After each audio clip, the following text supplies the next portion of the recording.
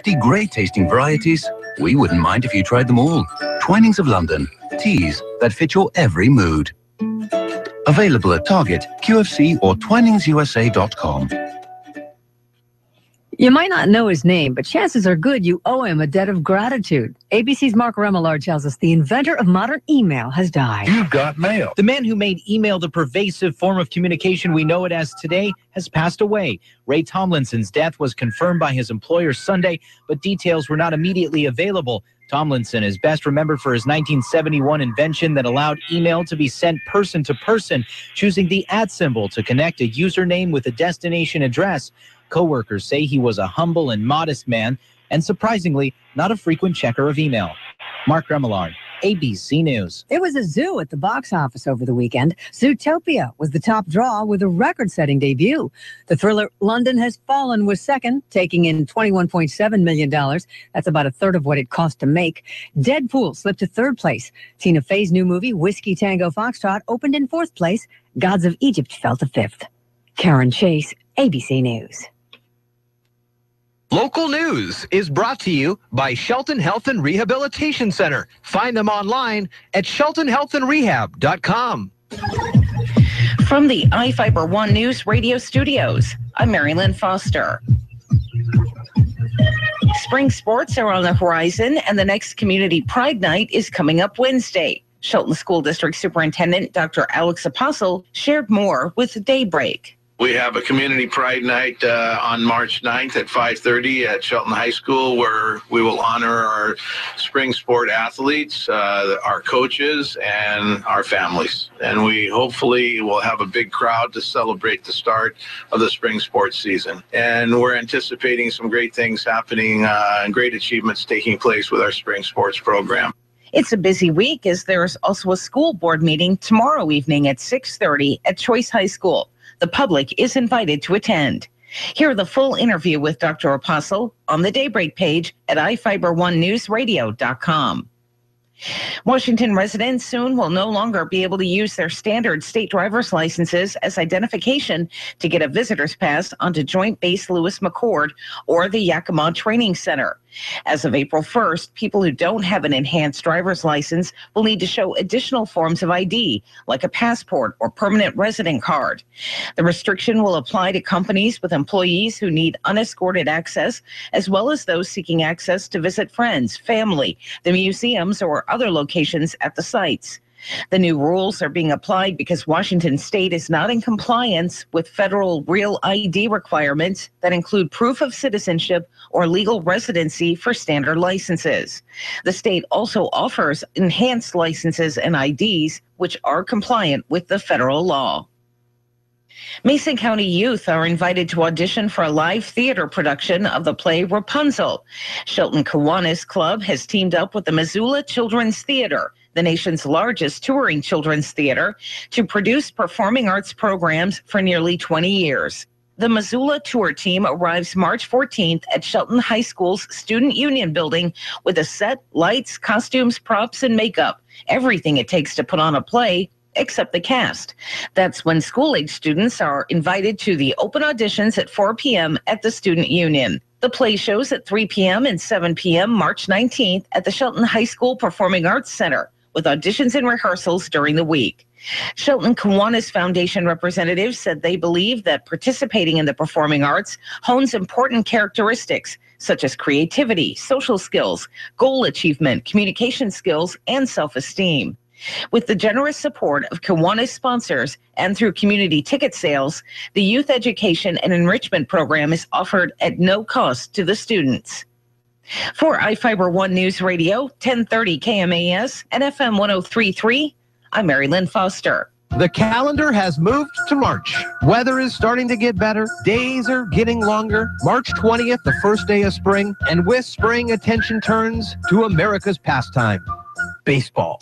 Seattle Mariners baseball. iFIBER ONE News Radio is your home for Seattle Mariners baseball all season long. You can listen on AM 1030 or FM 103.3. The South Sound home for Mariners baseball this season is iFIBER ONE News Radio, AM 1030 and FM 103.3. Here's a way for you to green up that heating bill of yours. That is, save energy and save greenbacks. Go to archmechanical.com, learn about heat pumps and zone heating. We're talking about heating and cooling equipment and systems designed to heat or cool your home. Listen, if you don't use all the rooms in your home, why heat or cool them? Check out archmechanical.com and learn more. And green up, archmechanical.com. Now, from the all-new Gillis Auto Center Sports Desk, here's Jeff Slakey. Good morning to you. Monday here. iFIBER ONE Newsradio, March 7th. It's 6:08. I'm Jeff Slakey along with Carol Gardner. We're checking sports, weather, and all that's going on around the Northwest. Tumwater opened up state tournament play with a 58-57 overtime win over Ellensburg on their way to a fifth-place finish over the weekend. River Ridge took down Wapato 67-62, taking fourth in the 2A state championships. In the 2A girls bracket, Black Hills finished sixth. And be sure to check out our website this afternoon as Sports Director Sean Wells will recap Tumwater's state tournament play with video highlights. On a game heard on iFIBER ONE Newsradio yesterday, Hisashi Iwakuma pitched 2 spotless innings in his first spring outing as the Mariners defeated the Texas Rangers 7-3 yesterday. Korean slugger Dae-Ho Lee made his initial Mariners start as the DH, walking and grounding out twice. Right-hander Nick Tepich yielded 3 runs on 4 hits and 2 walks in 2 innings. Our next Mariners game is today at noon versus the Arizona Diamondbacks. In MLS soccer, Seattle Sounders lost to Sporting KC 1-0. The defending champion Portland Timbers defeated the Columbus Crew 2-1 yesterday. That was a rematch of last year's MLS Cup final. And the Vancouver team lost to the Montreal Impact 3-2. That's kind of what's going on in the Cascadia part of MLS. Tonight, Gonzaga men's basketball continues their quest for the WCC tournament title. They beat Portland Saturday night, taking on BYU tonight. Pregame at 8:10, tip at 8:30. If they win tonight, Gonzaga will play in the finals tomorrow night. How they do in this tournament will impact their chances at a spot in the NCAA tournament, which starts getting underway next week. And finally, the nearly 1,000-mile Iditarod Trail sled dog race got underway yesterday in Alaska. Race crosses long stretches of unforgiving terrain, including 2 mountain ranges and the wind-lashed Bering Sea coast. Winter expected in Nome in about 9 days. I heard that there was just about 2 inches of snow in some parts of this Alaska race for the Iditarod. No snow around here. It's 6:11 right now, and taking a look at the South Sounds forecast, here's Carol Gardner. Good morning. It's 41 with some light rain. There's going to be rain showers throughout the rest of the day. Maybe some thunderstorms. We'll reach a high of about 49. Looks like the rain will slow down tonight, but it's going to be back tomorrow. It's going to stay right around a high of 49 also tomorrow. And right now it's 41 with some light rain. Now, from the iFIBER ONE Newsradio studios, it's Daybreak. Providing local news, sports, weather, and interviews to the South Sound's most important people. You. From business leaders to politicians, from activists for change to advocates for the poor, your neighbors and newsmakers are here on Daybreak.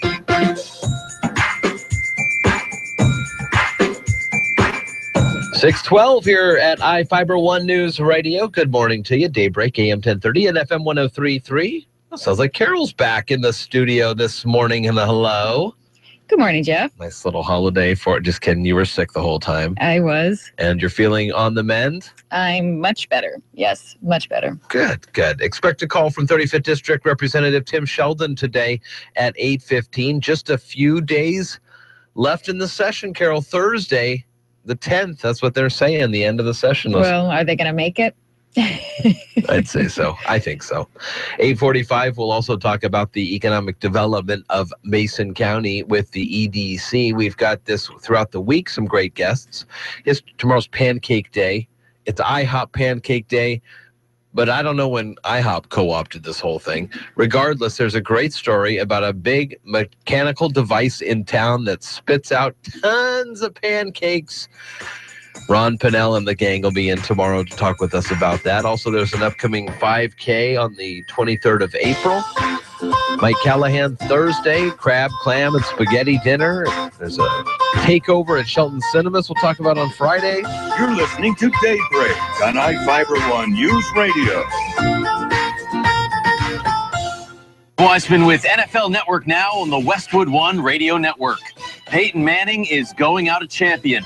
The Broncos announcing Sunday the 5-time NFL MVP is retiring. Denver will hold a news conference at 1 p.m. Eastern Monday for Manning to discuss his decision to step away from the game after 18 seasons and 2 Super Bowl victories. NFL Network will carry that press conference live. Manning retires as one of the most accomplished quarterbacks in NFL history. In addition to his career yards and passing touchdown records, Manning's teams made the playoffs in 15 of his 18 seasons, and he reached the 4,000-yard passing mark in 14 years. Manning's Super Bowl triumph gave him an NFL record 200 career wins. He also became the first starting quarterback to win a Super Bowl with 2 different teams. Peyton Manning, a first-ballot Hall of Famer, set to call it a career on Monday. This has been NFL Network Now on the Westwood One Radio Network. Spend $24 right now at Napa, and you can get a free Napa Chase Elliott racing cap. Buy $24 of oil, get a free cap. Buy $24 of headlamps, get a free cap. Buy $24 worth of Pine Tree scented air fresheners. Well, we won't ask you why you need $24 worth of air fresheners. We'll just hand you a free Napa Chase Elliott racing cap. That's Napa know-how. At participating Napa Auto Parts stores while supplies last. Offer expires 3/31/16. I'm a pair of designer shoes so expensive, my owner had to give up half decaf skim vanilla lattes just to afford me. So you can imagine my terror when a pipe burst and the apartment started flooding. There I was, trapped in the closet, water rushing all around me. But what was I to do? I'm a 6-inch stiletto. It's not like I can run. Your stuff can't protect itself. That's why the Geico Insurance Agency helps make it easy to switch and save on renter's insurance. Renter's insurance will cover personal property loss or damage as well as provide liability protection. Visit geico.com today.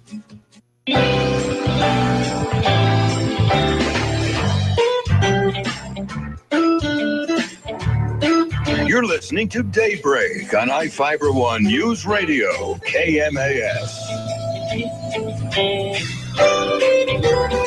All right, good morning to you. It is Daybreak at iFIBER One News Radio.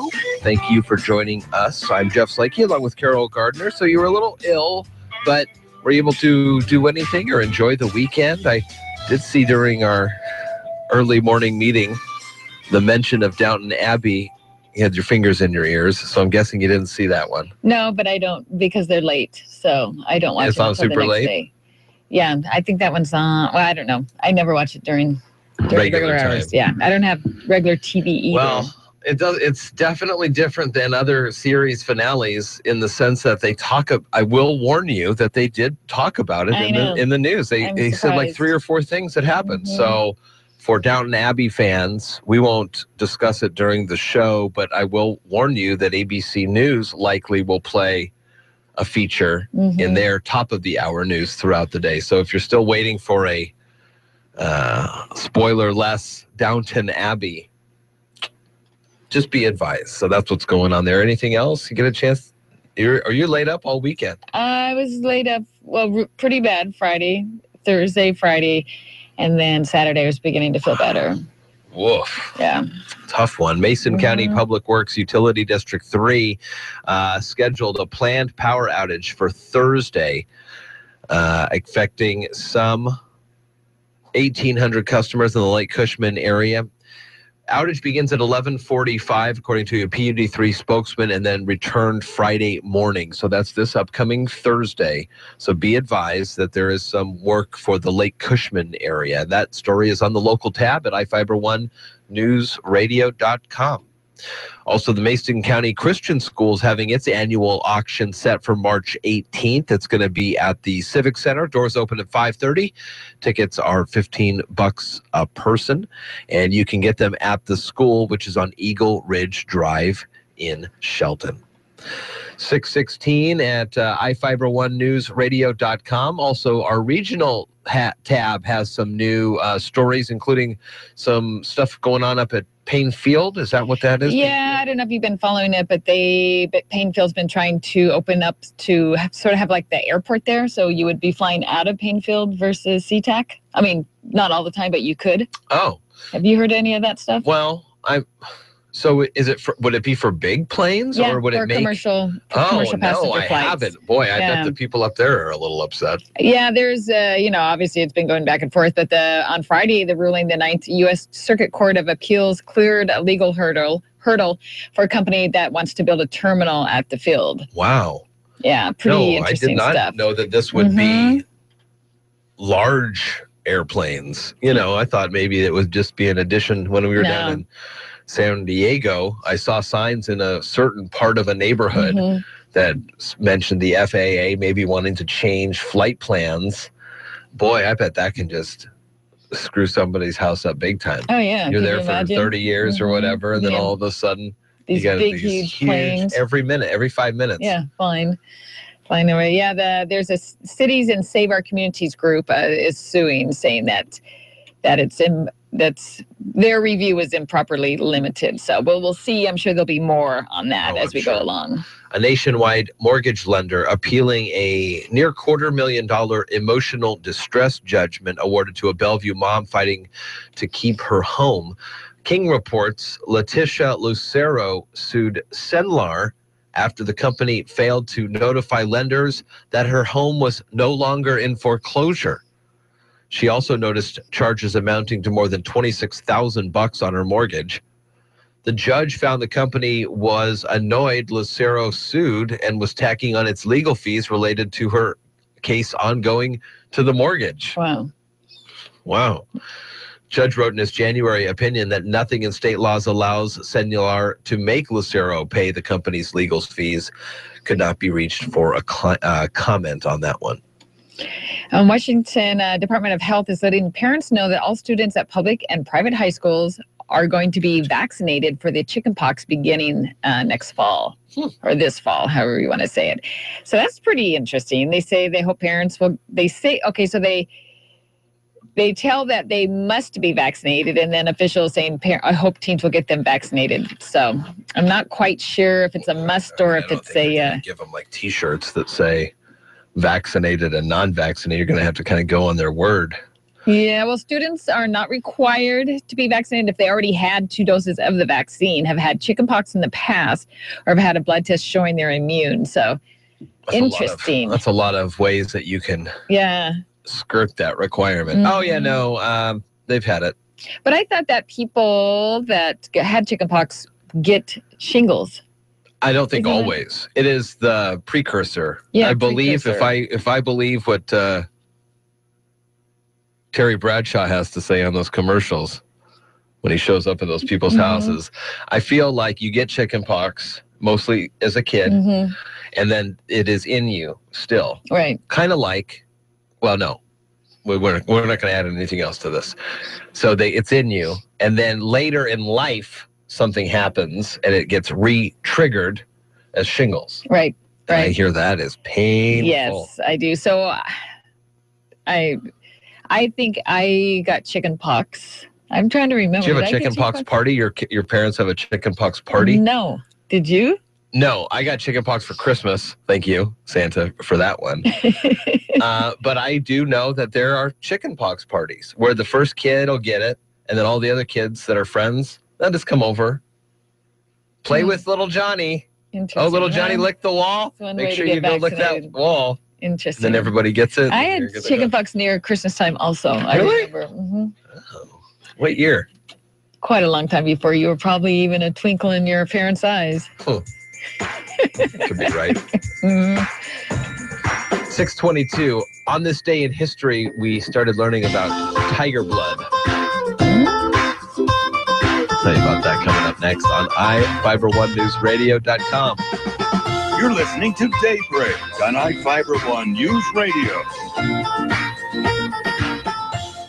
iFIBER Communications, the fastest internet provider in Washington State, has just opened their doors here in Mason County and got their first local customers signed up. James, tell me about your experience. From the first time I learned of iFIBER to the day I got hooked up, even now, I felt that my fiber connection and the service given to me have been the #1 most important job to every member of the iFIBER team. And not just because I was first in line with my nose pressed up to the glass waiting for a company to take my money. What differences have you noticed? I get what I pay for. With non-fiber solutions, you're paying up to the top and never get a constant number anywhere near that top. With fiber, you certainly do. With iFIBER, you get it at a competitive and affordable price. Why should others sign up for iFIBER Internet? Well, iFIBER has made a commitment to Mason County. They're working hard to bring fast speeds to everyone at an affordable price. And now with phones and television, your bill will be all in one place with no hidden fees or sudden price changes to surprise you month to month like other all-in-one service providers. Get signed up for iFIBER Communications today by calling 360-427-4000 or visit iFIBER.tv for more information. How can the shopper work for you? Mailing and fulfillment services will address, insert, and mail your letter to your target demographic. Promotional items. Promotional products are important advertising tools for any organization. Plus, office supplies, printing and design services, and large-scale printing. The shopper is committed to providing products and services with the utmost in customer satisfaction. The shopper.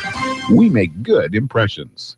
Did you ever look at the stains in your coffee cup and then realize that's exactly what happens to your teeth? Paraswabs is the 5-minute solution to get your teeth white without visiting the dentist. This is John Greenhut, the CEO of Paraswabs. And if your teeth are stained from coffee, tea, or smoking, all it takes is 5 minutes with Paraswabs. In 5 minutes, you'll see an average of 2 shades whiter teeth, and in 7 days, 6 shades. It's clinically proven to whiten natural teeth as well as caps and veneers. The secret is a tooth detergent that was developed by Dr. Martin Ginniger that lifts stains off of your teeth. Best of all, there's no messy strips or trays that you have to leave in your mouth for an hour. Just swab your teeth for 5 minutes and you're done. To try Paraswabs risk-free, call 1-800-928-7113. That's 1-800-928-7113. I guarantee your bright white smile will have your friends, family, and coworkers talking about how great you look. Try it risk-free today. 1-800-928-7113. That's 1-800-928-7113.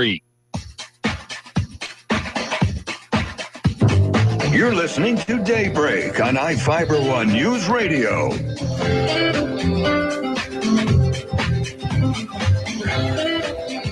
Good morning to you. It is Daybreak. Thank you for joining us.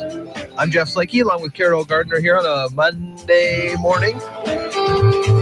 We'll be heading to Ephrata on Friday, Carol, just so we're all aware. I'll probably jet out of here Thursday a little early before the 8 o'clock hour, and then Dale will be in on Thursday with you.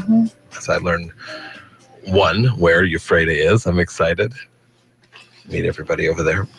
5 years ago today, Charlie Sheen booted from TV's top comedy. Jason Nathanson has more.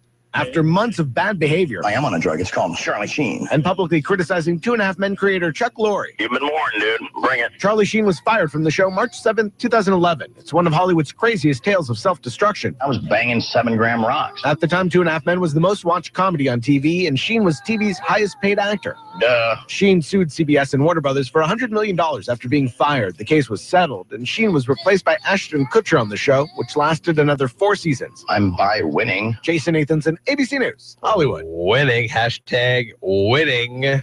I've got tiger blood, Carol. Oh, yeah, I forgot all about it. Do you remember all that stuff? Oh, yeah. After months, Charlie Sheen. Oh, yeah.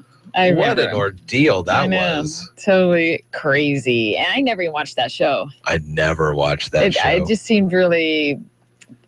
I'm sure there's people that love it. It's some slapstick comedy. I mean, I watched something the other day, and it was hilarious to me, but unhilarious to the other person watching it. And what was it? It just depends on your view, whatever it is. What were you watching?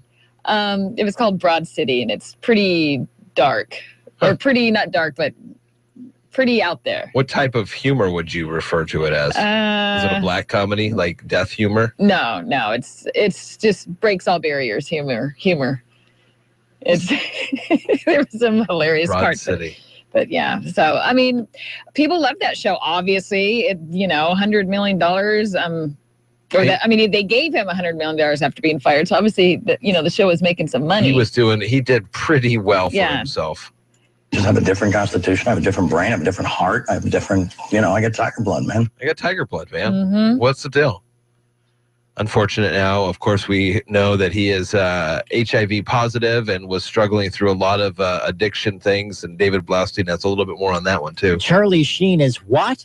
Charlie Sheen went on NBC's Today Show to make a shocking announcement. I'm here to admit that I am, in fact, HIV positive. Matt Lauer asked the controversial star the question on everyone's mind. Have you, since the time of your diagnosis, told every one of your sexual partners before you had a sexual encounter that you were HIV positive? Yes, I have. At least one of Charlie Sheen's ex-lovers is suing him, claiming he never disclosed his disease. David Blaustein, ABC News. So that was at the end of 2005 that came out. It was part of, I believe, like almost a blackmail thing. He did it. He had given some money in a hush, keep quiet.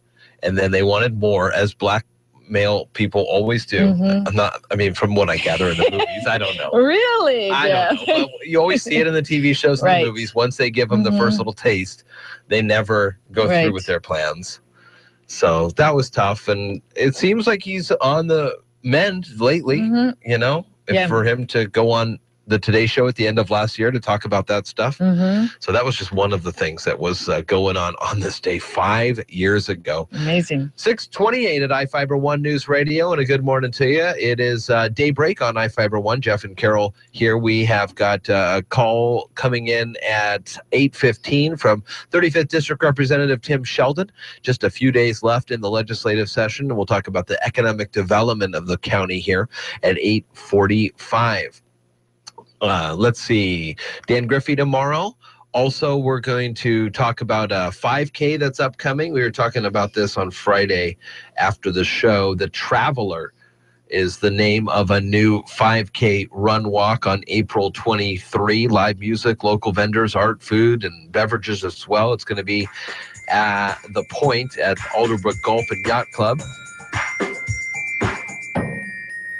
You going to run it? That's the day that I have to do the Little League stuff at MCRA. Wow. So I'm double. You're listening to Daybreak on iFIBER ONE News Radio. Local news brought to you by the Lucky Eagle Casino. Visit online at luckyeagle.com.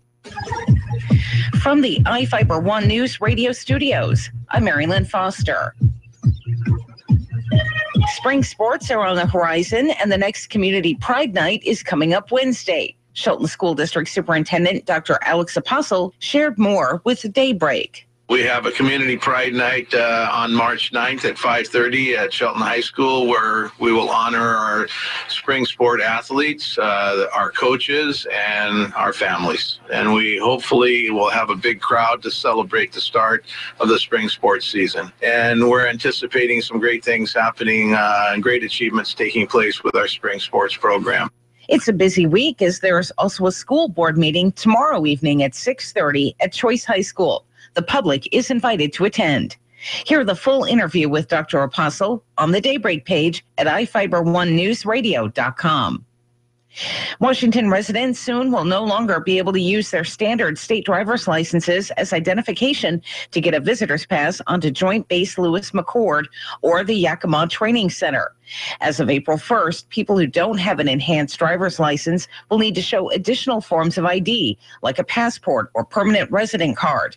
The restriction will apply to companies with employees who need unescorted access, as well as those seeking access to visit friends, family, the museums, or other locations at the sites.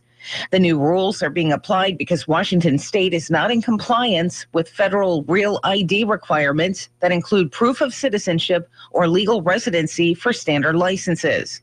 The state also offers enhanced licenses and IDs, which are compliant with the federal law. Mason County youth are invited to audition for a live theater production of the play Rapunzel.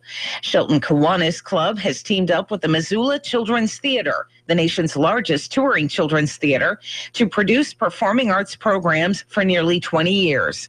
The Missoula tour team arrives March 14th at Shelton High School's Student Union building with a set, lights, costumes, props, and makeup, everything it takes to put on a play, except the cast. That's when school-age students are invited to the open auditions at 4 p.m. at the Student Union. The play shows at 3 p.m. and 7 p.m. March 19th at the Shelton High School Performing Arts Center, with auditions and rehearsals during the week. Shelton Kiwanis Foundation representatives said they believe that participating in the performing arts hones important characteristics such as creativity, social skills, goal achievement, communication skills, and self-esteem. With the generous support of Kiwanis sponsors and through community ticket sales, the youth education and enrichment program is offered at no cost to the students. For iFIBER One News Radio, 1030 KMAS and FM 103.3, I'm Mary Lynn Foster. Ascend Roofing Company in Shelton's on top of it. 868-2730. Roofing work that speaks for itself. Hey, just a little note to say thank you for the outstanding work that you, Dennis, and especially Jorge and the crew performed for us on our roofing project. On a scale of 1 to 10, we rate it at 10.5. It was a fantastic feeling from start to finish. Your company is a first-class operation and will definitely give your name to all of our friends and family if they're in need of your services. You could be the next happy customer by calling Ascend Roofing. 868-2730. Sheriff rides out on top. Hi, everybody. Dave Packer reporting on sports. After an illustrious 18-year career, Peyton Manning will officially walk away from football today, set to discuss his decision in a news conference. ABC's Alex Stone on the timing of Manning's exit from the game. Peyton with the hand signal. In the minutes after he won Super Bowl 50 a month ago, Peyton Manning said he needed time to figure out his next move. I think I'll make a good decision. And I think I'll be at peace with it, whichever way it goes. Now the Broncos are confirming the 5-time NFL MVP and 2-time Super Bowl champion is done. He's retiring. It comes after Manning was accused of and denied being linked to human growth hormone sent to his wife. Then details surfaced of a years-old complaint by a former University of Tennessee female trainer who accused Manning of assault. He'll retire just days before his 40th birthday. As for the Broncos, the move sheds $19 million in cap room. In the NBA, it's unlikely that Warriors and Lakers fans could have seen this one coming. They came to see Kobe one last time play against the Warriors, and instead they see one of the biggest regular season upsets in the history of the NBA. Mike Tirico with the call on ABC as the 12-51 Lakers hand the Warriors their 6th loss of the season. Golden State was hampered by a 4-for-30 shooting display from long range. Coach Steve Kerr attributed the loss to the aches and pains of an 82-game season. I joke with Steph all the time. We're millennials. This team's filled with millennials. Millennials can't focus. So, we look like the millennials tonight. In college hoops, a former Cinderella team punches its ticket to the tournament with an overtime win. The Eagles will dribble out the clock, and FGCU has won the Atlantic Sun Championship. 99.3 ESPN Southwest Florida as Florida Gulf Coast returns to the dance for the first time since their magical 2013 run. UNC Asheville will also head to the tournament. Dave Packer, ABC Sports. The Tom Hartman Show, live 9 to noon, weekdays on iFIBER One News Radio. If you're afraid of school shootings, fine. Put him near the outer perimeter of the school. Put him in front of the school. Build a little guardhouse or something, stick him in it. But a cop to deal with discipline problems? It's turning a school into a prison. It's teaching kids how to be afraid of authority figures. It's teaching them, oh, yes, officer, no, officer. Oh, please don't beat the crap out of her. Oh, wow, look at him beat the crap out of her. This is so wrong. Now, from the all-new Gillis Auto Center Sports Desk, here's Jeff Slakey.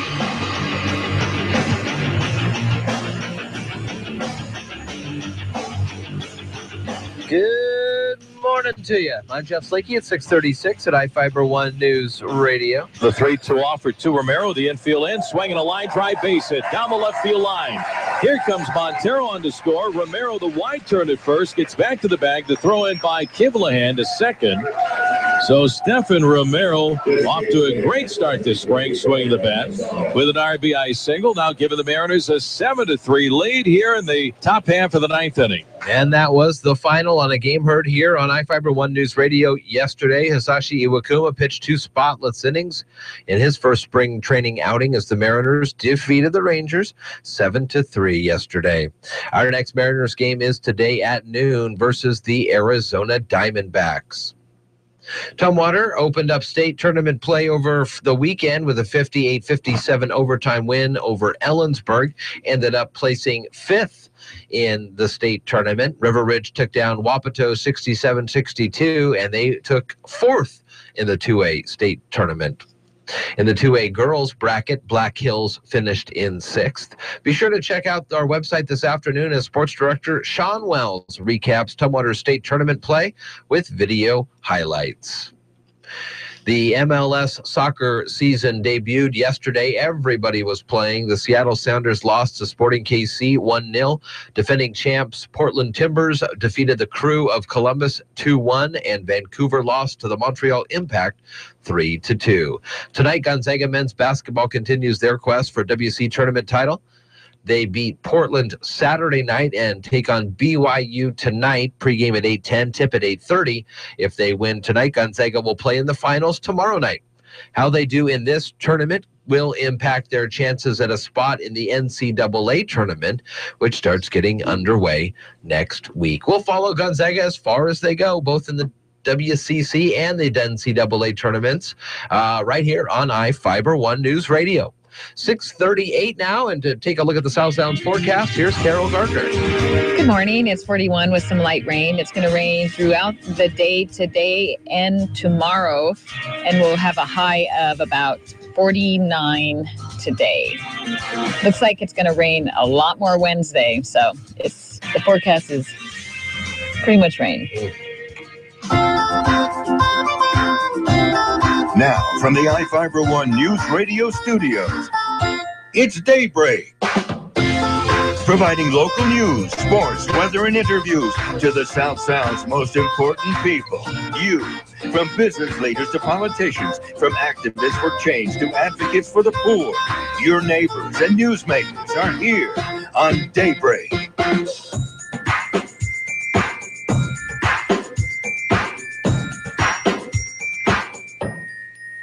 6:39 at iFIBER ONE News Radio. I'm Jeff Slakey along with Carol Gardner, and a good morning to you. Yeah, pretty rainy and windy over the weekend, and it has caused landslides, power outages, floodings across the state here. There's a landslide that shut down a Kent roadway yesterday. Central Washington officials closed State Route 153 due to water and mud. And, power outages affected around 4,300 customers in Olympia, Kent, Bremerton, and Lacey yesterday around noon, and there was flooding in Yakima. Woof. What a messy weekend. A man charged with a courtroom assault is facing new charges because he threatened a Benton County judge after learning he had to wear restraints during a future court proceeding. The Tri-City Herald reports Brandon Van Winkle pleaded not guilty to the intimidating a judge charge. Court documents say Van Winkle told his now former attorney that he would chop the judge up in his chambers. Northwest Fisheries managers are creating a response plan. Should there be a return of these warm water conditions, biologists say were the main factor in killing 90% of adult sockeye salmon returning to the Columbia Basin last summer. The report this spring will suggest the ways to cool water temperatures that became lethal for most of the 500,000 sockeye that entered the Columbia River Basin to spawn. A hiker suffered a head injury after falling from a cliff in the water at Larrabee State Park just south of Bellingham. A Coast Guard rescue boat reached the 30-year-old man about 7 Saturday night and took him to EMS. The man had fallen down a 40-foot cliff into the water south of the Chuckanut Bay. The Coast Guard crew located the man near the shoreline, and they maneuvered the boat close enough for him to climb on board. So obviously he wasn't too not that bad of a head injury. Climb. Yeah, if he could climb on. That is good for him. Real nice state park. We used to go there all the time when we were up at Western during the summertime. In between classes, we were out there almost every day, sitting out on the rocks, like way out on the rocks and things like that. Anybody at any moment, my goodness, you just don't know what's going to happen. You take one little slip, and that could be rough. Beautiful park, though, in Bellingham. We talked a little bit about this last break, but a federal court has denied an appeal by the city of Mukilteo, Edmonds, and others who want to stop commercial passenger flights that will come out of Payne Field. Everett Daily Herald reports that Friday's ruling by the 9th U.S. Circuit Court of Appeals cleared a legal hurdle for a company looking to build a terminal. The Mukilteo Mayor Jennifer Gregerson says they plan to demand a full accounting of impacts as proposals move ahead, committed to protecting the community and the people there. Propeller Airports entered an option to lease agreement a year ago with Snohomish County, and the county is the ones who run the airport. 6:42 now. We'll take a quick break. We come back talk about other news notes from around the Northwest. You're listening to Daybreak on iFIBER ONE News Radio.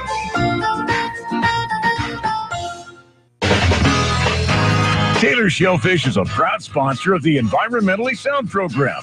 For 5 generations, the Taylor family's been stewards of a healthy and prosperous Puget Sound. In partnership with nature, Taylor Shellfish brings you the freshest, most sustainable shellfish you'll ever eat. Visit their store at 136 Southeast Lynch Road.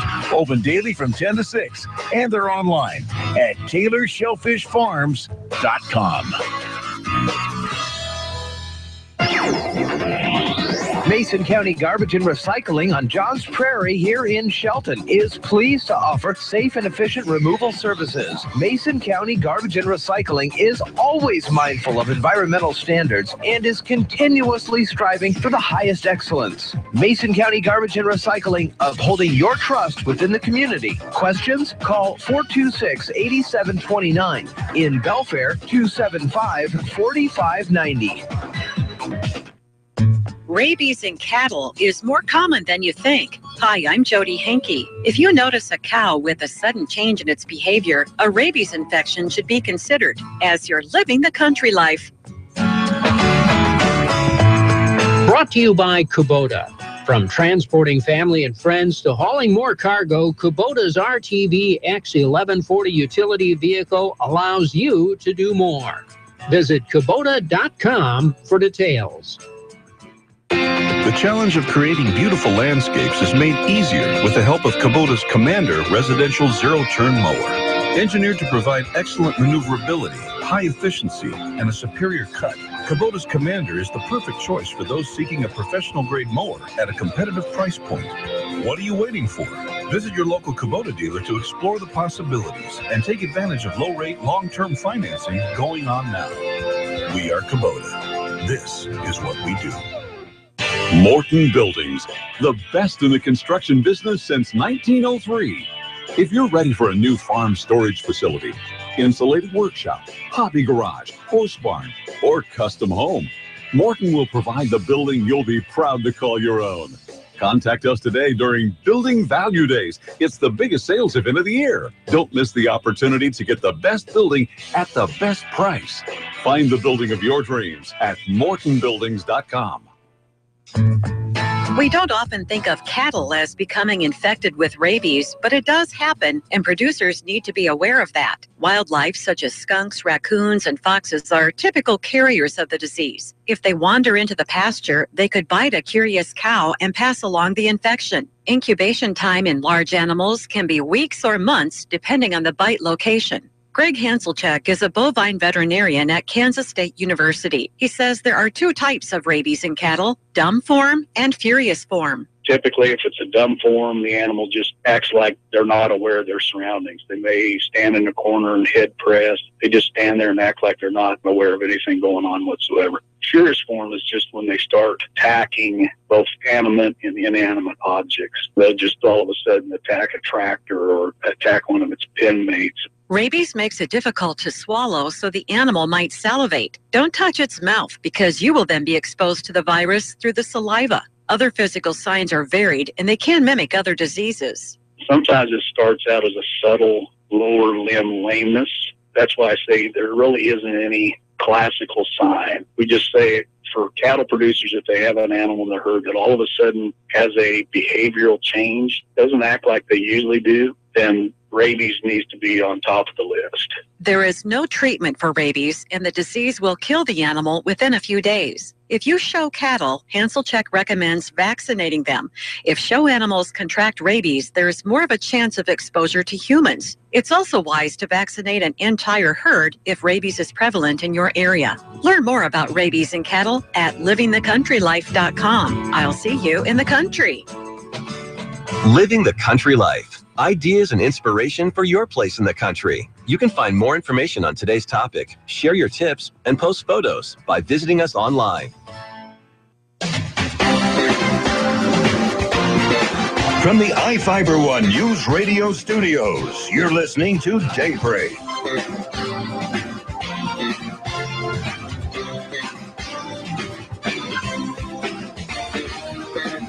.48 at iFIBER ONE Newsradio. Good morning, and thank you so much for starting your morning with us. It is the 7th of March, just like you, Longwood. And on the mend, mended, on the mend. A lot mended. 92%? Well, my nose, you may or may not hear it, but I can definitely hear a little bit in my nose still. Still a little bit. Mm-hmm. Man, these colds, they get with you. Last week, we talked with Dr. Diana Yu, Mason County Health Officer, about Zika virus. And we will have a long conversation about things that we talked about Wednesday. We have open time Wednesday for a long conversation with Dr. Yu about Zika virus. I learned a lot, and it's a pretty interesting and I don't want to say graphic conversation, but we do talk about, there are some adult themes, I suppose. Right. Regarding intercourse and stuff like that. So that'll be coming up Wednesday, but a really interesting article. 6:48 at iFIBER ONE Newsradio. The Old Farmer Almanac is coming up in a few moments. Also, we will have a CNBC Business Radio report here on iFIBER ONE Newsradio. Gonzaga basketball tonight. We also have Mariners baseball. It was great hearing the Mariners over the weekend. Had them both on Saturday and on Sunday. Saturday night a Gonzaga game, and then Sunday night last night we had a debate, Democratic debate. So a busy weekend here on iFIBER ONE Newsradio. It continues this week, as I mentioned, Mariners at noon, Gonzaga tonight. More Mariners action, a debate coming up this Thursday as well for the Republicans. So we'll have that for you coming up before the big March 15th contests. Also, yesterday we found and heard that Nancy Reagan passed, former First Lady, married to Ronald Reagan, and here is a package from ABC on Nancy Reagan. Remembering former First Lady Nancy Reagan. She passed away at the Reagan home in Bel Air, California on Sunday morning at the age of 94. The public hadn't seen much of Mrs. Reagan in recent years. She was one of the most influential First Ladies, a champion of causes like fighting drug abuse, Alzheimer's, and breast cancer. She defied conservative views and was a proponent of stem cell research. Now science has presented us with a hope called stem cell research. Nancy Reagan was born in New York City. She was an actress in the 1950s when she met Ronald Reagan. He was the president of the Screen Actors Guild at that time. The two would go on to star together in Hellcats of the Navy. Gonna buy up all the old mines, sell them to the man on the moon. There's no water on the moon. They married in 1952. Their daughter Patty was born the same year. In 1958, their son Ronald was born. Nancy was seen at times as a perfect mother, something she was asked about in 1986. I don't think anybody's perfect. But then, there's no perfect parent, there's no perfect child. Mrs. Reagan gave up her own aspirations to help her husband's political career. That was my choice. I wanted to do that. I had graduated from college, I'd had a career, and I enjoyed it, but I hadn't found the man I wanted to marry. And when I did find the man I wanted to marry, that was what I wanted to do. In the White House, she had her focus on social issues. What should you do when someone offers you drugs? At times, she would be mocked by comedians for her dedication to certain causes like the Just Say No campaign and her enjoyment of the finer things in life, wearing designer gowns and redecorating the White House, giving this advice to other First Ladies. You have to be yourself and hope that it works out. Nancy Reagan was a protector of her husband. When Ronald Reagan was shot in 1981, she never left the hospital where he was getting treatment. She protected his image in the years after they left the White House and the former president suffered from Alzheimer's disease. Speaking at a ceremony in 2011, she celebrated her late husband. I know that Ronnie would be thrilled and is thrilled to have all of you share in his 100th birthday. Doesn't seem possible, but that's what it is. Ronald Reagan biographer Bob Colacello became good friends with Mrs. Reagan. She was his personnel director, She was his protector from the wrong people. He tells us how she'll be remembered. She made it all possible through both her love and her moral support and her great ability to make sure her husband had the right people around him. The tributes now pouring in. Former President Jimmy Carter saying Nancy Reagan was a woman of strength and wit. Former First Lady Barbara Bush releasing a statement saying she takes comfort in knowing Mrs. Reagan will be reunited with Ronald Reagan. Former President George W. Bush and First Lady Laura Bush saying Mrs. Reagan's influence on the White House was complete and lasting. President Bill Clinton and Secretary Hillary Clinton saying Mrs. Reagan leaves a remarkable legacy. Former California Governor Arnold Schwarzenegger is also reacting. Such a wonderful partner to her husband, to President Reagan, who was without any doubt one of the greatest presidents in the history of the United States. Over many years, Mrs. Reagan would come here to visit Ronnie, as she called him. Ronald Reagan is buried here. I keep thinking of all those people who said, time, it'll be much better in time. Well, not for me. If anything, it's gotten worse. There are now iconic images of a frail Nancy Reagan paying respects to her late husband. Soon, Mrs. Reagan will be buried at his side. I'm Alex Stone, ABC News at the Ronald Reagan Presidential Library in Simi Valley, California. 6:52 now. A great piece there by Alex Stone. That's a lot of information that I was not, aware of. So when Reagan was president, it was the mid-'80s, and I was just a youth below 10, so I didn't really pay attention to any of that stuff. But definite impacts with her and the just say no and all the drug stuff. Right. Pretty interesting. 6:54 at iFIBER ONE News Radio. The Old Farmer's Almanac is coming up. After that, we'll have a CNBC Business Radio report. At 7 o'clock, ABC News has more for the top of the hour, and Mary Lynn Foster provides us with a local news update at 7:04. It's all coming up right here on Daybreak on iFIBER One. You're listening to Daybreak on iFIBER One News Radio.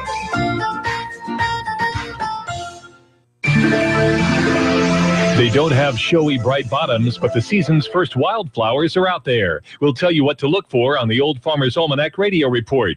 With more practical tips and useful advice, this is the Old Farmer's Almanac Radio Report for Monday, March 7th, the 67th day of the year, and actor Bryan Cranston has a birthday. The first wildflower of the season has already sprouted, but don't be expecting pastel petals or delicate aromas. That's because over much of the country, the year's first wildflower is skunk cabbage. And yes, if you crush one of its leaves and take a whiff, you'll find its name is well-deserved. It may initially appear as a rather plain-looking green plant, but here's a fascinating way to identify skunk cabbage. Its unique chemistry allows it to make its own heat. Where there's still snow on the ground, you can spot the plant by the circular patterns of melted snow. That is the Old Farmer's Almanac Radio Report. If you have a question for the Old Farmer, ask it online at almanac.com.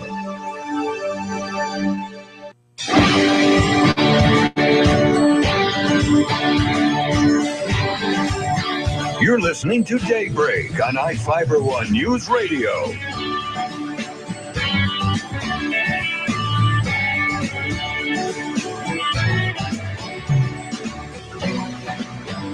Good morning to you. It's Daybreak at 6:56. The CNBC Business Radio Report coming up in just a little bit. Carol, do you remember this? You didn't talk about it a lot, but it was that FBI standoff down in Oregon at the refuge as people showed up and they were there for a while. Do you remember that story? Oh, how can you forget? It's still sort of ongoing. Everybody's gone, though, right? Yeah, but all the lives, and I've heard them in the news. All the aftermath and that type of stuff. I heard they did not leave the facilities. When I say facilities, you know what I'm talking about. The restrooms. Because I don't think there were any. It was open fields and stuff. Anywho, this is about this story.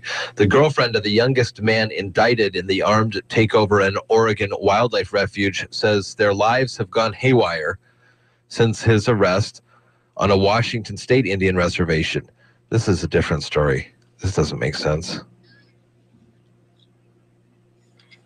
Why? Okay, I'll just read it and we'll see what we can get to.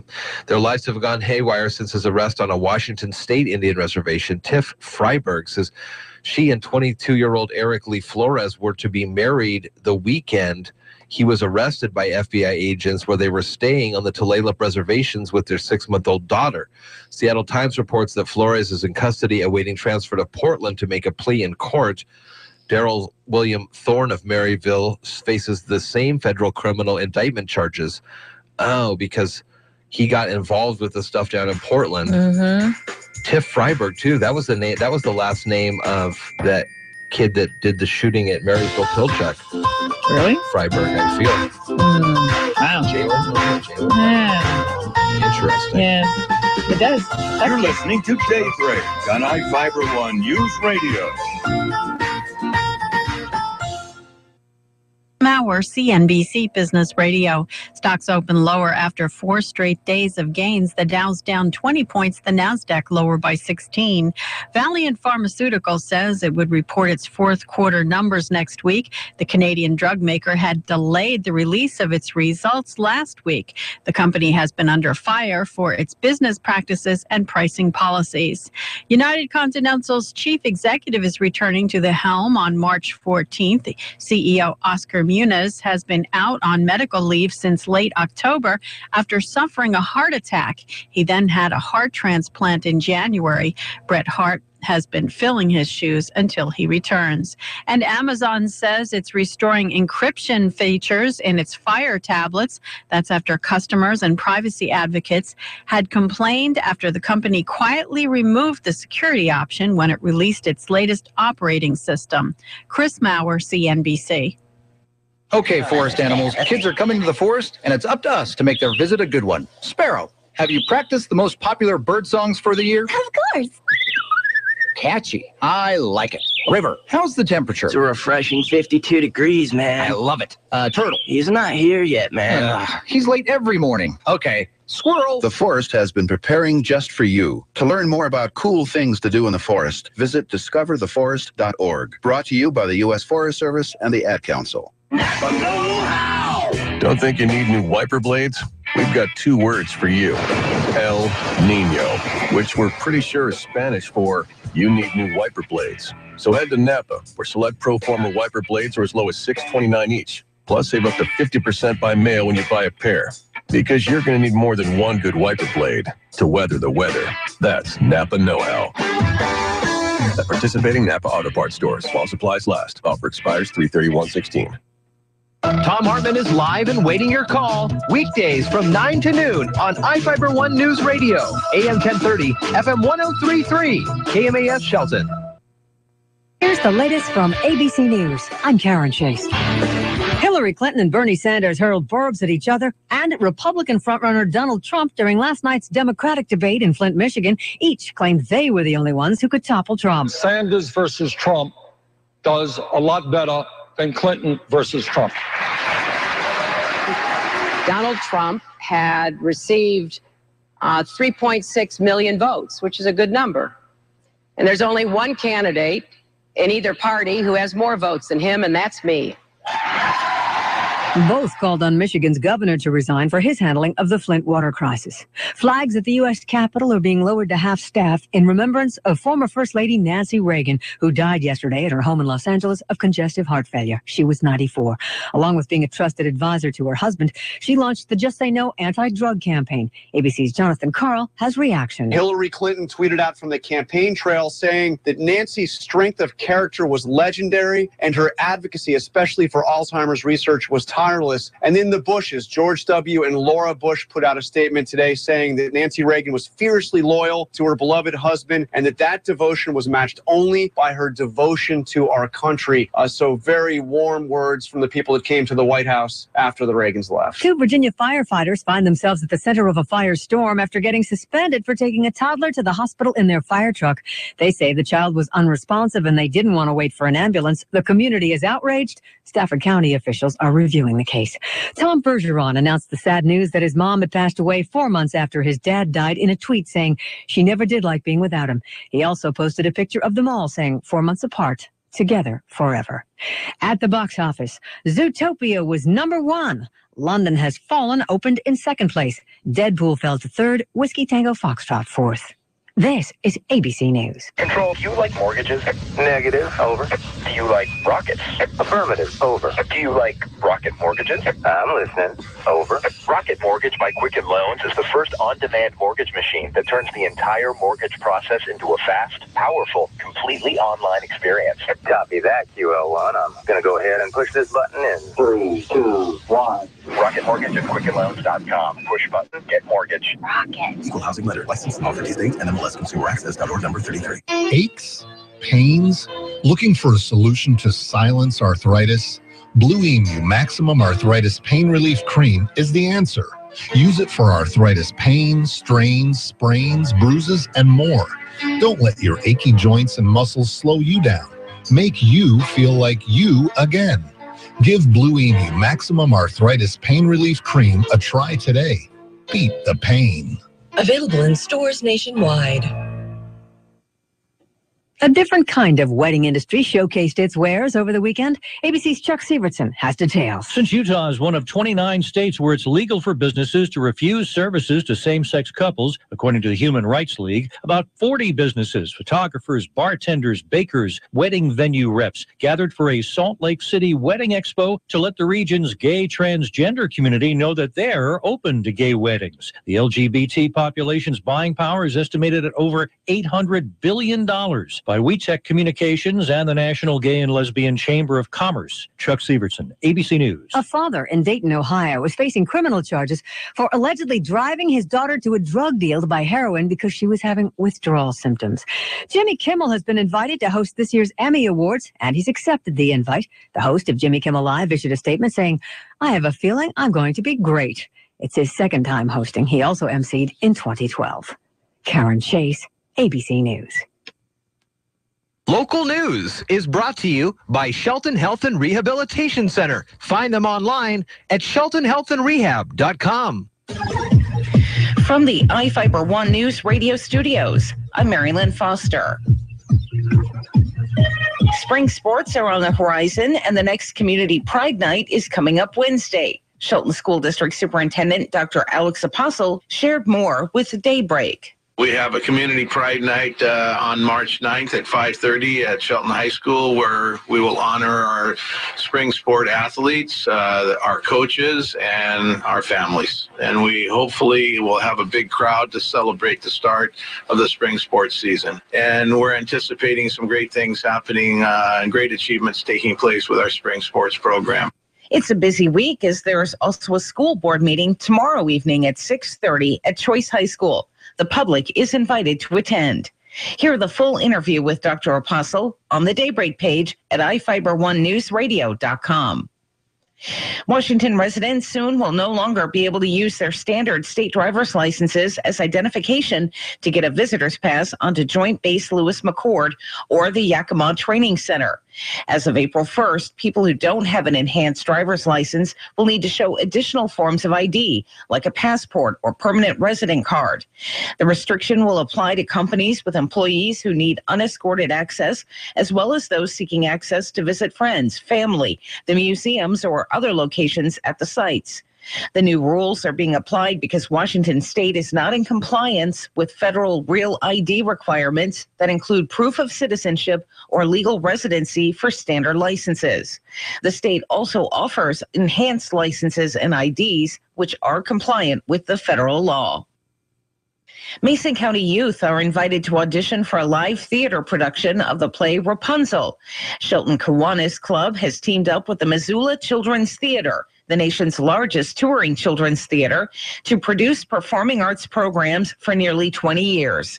The Missoula tour team arrives March 14th at Shelton High School's Student Union building with a set, lights, costumes, props, and makeup, everything it takes to put on a play, except the cast. That's when school-age students are invited to the open auditions at 4 p.m. at the Student Union. The play shows at 3 p.m. and 7 p.m. March 19th at the Shelton High School Performing Arts Center, with auditions and rehearsals during the week. Shelton Kiwanis Foundation representatives said they believe that participating in the performing arts hones important characteristics such as creativity, social skills, goal achievement, communication skills, and self-esteem. With the generous support of Kiwanis sponsors and through community ticket sales, the Youth Education and Enrichment Program is offered at no cost to the students. For iFIBER One News Radio, 1030 KMAS and FM 103.3, I'm Mary Lynn Foster. The Chad Benson Show. How in the world are you going to pay for all that you want to do? And you can only tax people to a certain point. People who are smart, guess what? They get sick and tired of it, and they find other ways to do stuff. All of a sudden, you go from having a certain percentage of something to 100% of nothing. The Chad Benson Show. The Chad Benson Show, live weekdays, 3 to 6 on iFIBER One News Radio. Are you a do-it-yourselfer or a direct-it-yourselfer? Every weekend, people tell us about overspending on projects they could have handled themselves for lots less money. And we hear from people who ended up overspending because they tried to do something they should have called in a pro to tackle. Well, we'll help you sort it out. I'm Tom Kreitler. And I'm Leslie Segretti. Got a remodeling or a repair project?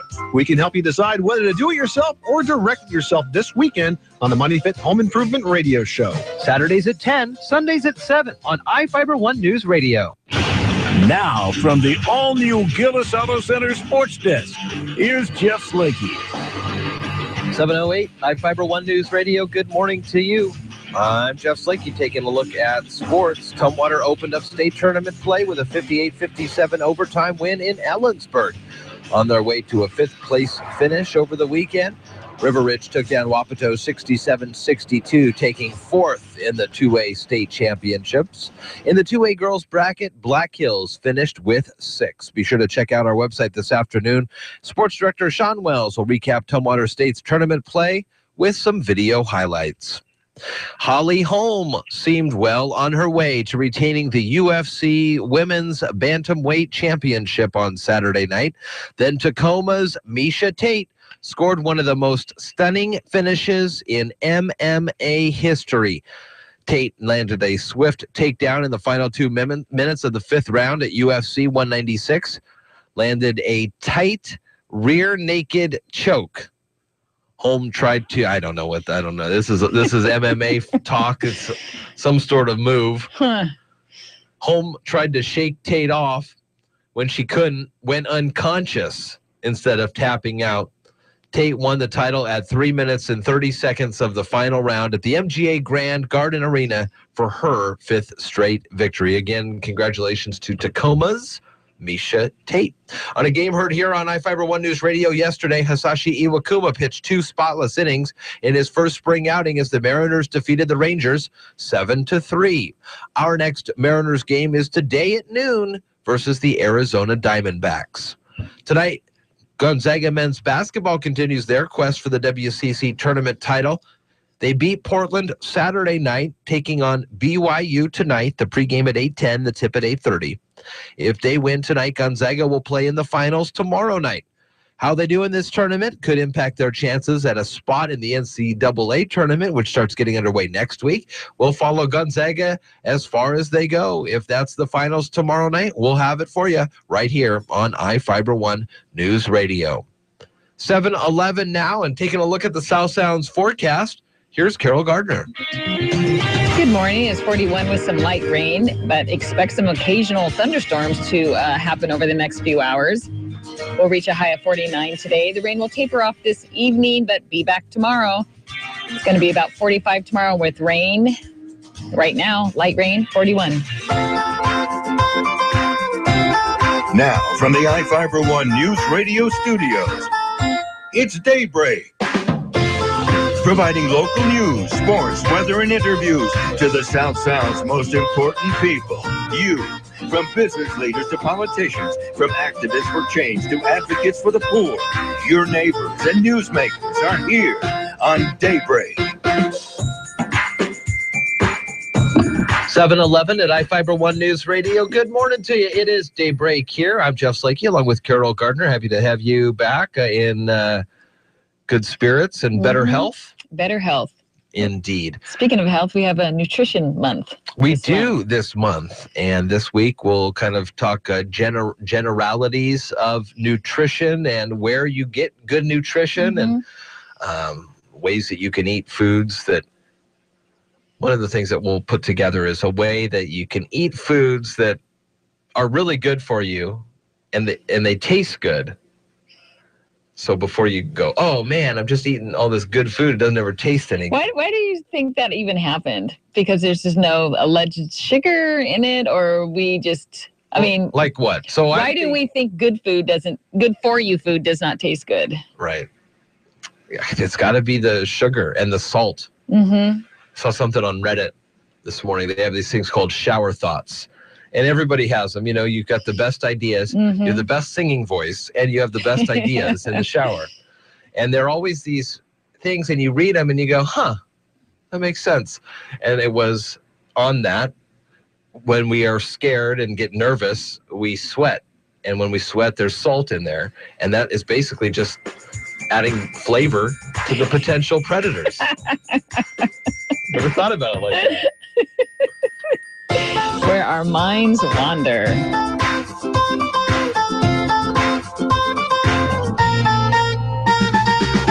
You're listening to Daybreak on iFIBER One News Radio.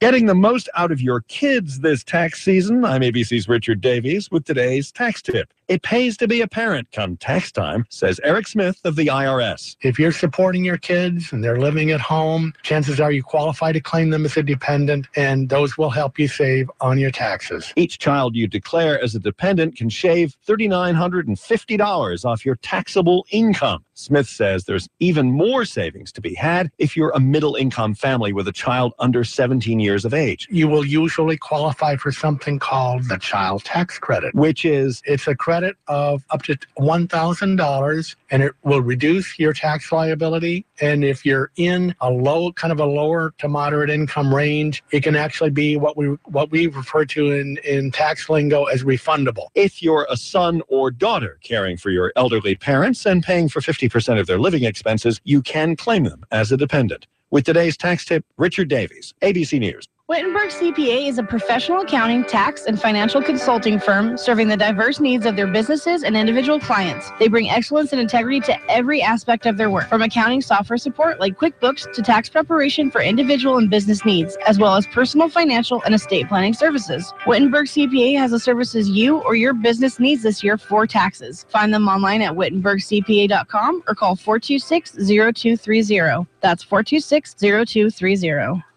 Is your business targeting the state's largest payroll? Military personnel at JBLM and Naval Base Kitsap surpass all others, and Swarner Communications gives your businesses direct reach into those markets with newspaper advertising, face-to-face events, email blasts, mobile marketing, reputation management, and more, all for one affordable price. Call Swarner Communications today, 253-584-1212.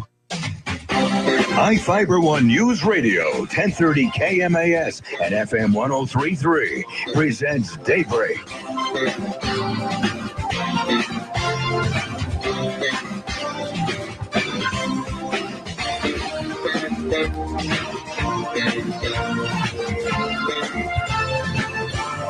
$7:15 at iFIBER One News Radio. Good morning to you. It is Daybreak here on a Monday. It is past daybreak. That's 6:40 or something. Here's how much I pay attention. Stephanie's talking to me about an event for Easter coming up. Which is Easter. Well, that's the whole point of the story. Okay. But you can say that when it is, the 27th. Mm-hmm. So we had talked about going on a steam train, like a locomotive. Mm-hmm. He's big into Heiser is big into trains right now. So we thought there's a couple opportunities where you go hop on an old timey train, you go to some locale, and then hey, look, there's the Easter Bunny. Go do some stuff. So we talked about this beforehand, and yesterday she's having another conversation with somebody. And they're talking about, can you believe that St. Patty's Day and Easter are in the same month? And I'm just so oblivious apparently to what's happening. I go, whoa. They're both in the same month? She goes, yeah. That's why we were talking about this locomotive thing. And I just am I guess I'm just glazed over for some of this stuff. But I was so surprised to find out that this month has Easter. Mm-hmm. Early this year. Very early. March 27th will be Easter Sunday, the last Sunday in the month of March. And then we got St. Patty's Day, I'm sure, is coming up. I don't even know when that is. It's a couple weeks. Remember to wear green. Well, you won't be here unless you want to be here. So if you wear green, we won't know, and you can just tell us you wore green. Thankfully. Are you big onto those kind of things? When you can't wear white shoes after Labor Day. No. You can't. I'm not into any of those rules. You're a rule breaker. Rule breaker to be Well, sure. every time somebody creates a rule, somebody finds out that the rule is there's something. I mean, there's really no rule. Sure. It's sort of funny how you how we have our rules that we create for ourselves. Our rules. You know, the other thing that I just thought of are our seats. Our seats. You go to. Many folks today may be going to a seminar or a class or the start of a 3-day session. So very early on, people will pick their seat. It's not their seat. There's no name on it. There's no name tag. And I do the same thing. And then you go off to a break and you come back. Somebody's in your seat. Right. Don't they know the rules? Those are the rules. I know. Well, I don't know. You could have left something there. You could leave stuff there, I suppose. You go, excuse me, I believe that was my seat. And then you're kind of like, it wasn't. It's kind of awkward. Did that happen to you this weekend? No, but I just thought about it. Just kind of the stuff that pops in, pops out. Some of those things you just got to let go. Nationwide, it is, in the grand scheme. Nationwide mortgage lender appealing about $250,000 emotional distress judgment awarded to a Bellevue mom who was fighting to keep her home. Here's the story here. This lady says that the company that she was using, Senlar, didn't put out the notifications that her house was no longer under foreclosure. So it had been given the foreclosure distinction. Then they worked through the issues, apparently, and then off foreclosure. But nope, they didn't pass the notes along. So I'm sure she would just get calls or letters in the mail all the time. Well, then she's looking over so she sues over this, because you guys didn't do your proper due diligence. Now she goes through her mortgage statements, which is something apparently you should do. I should probably start doing that myself, and notices $26,000 more on her mortgage balance. So the judge decides that the company did this out of malice because they were upset that she sued them. So they tacked on their legal fees to her mortgage. She won. Judge wrote in his January opinion that nothing in state laws allows Senlar to make her pay their legal fees. Right. Interesting. It pays to read your bills. You gotta read your phone bills. I'm thinking, did my phone bill just go up? I mean, I didn't go over my limits or anything, but are they charging me more? And then I was looking at that one, and I was also looking at some of my internet costs. It's just like, I think things are getting more expensive. Well, if you don't monitor those things, I know. every month, it's a dollar here, a dollar there. You don't know. I know. It's crazy. 720 at iFIBER One, I saw a contract that a landlord had sent to a tenant online. And this was one of those, you have to sign it either electronically or sign it and mail it. But it was a Word document that was still editable.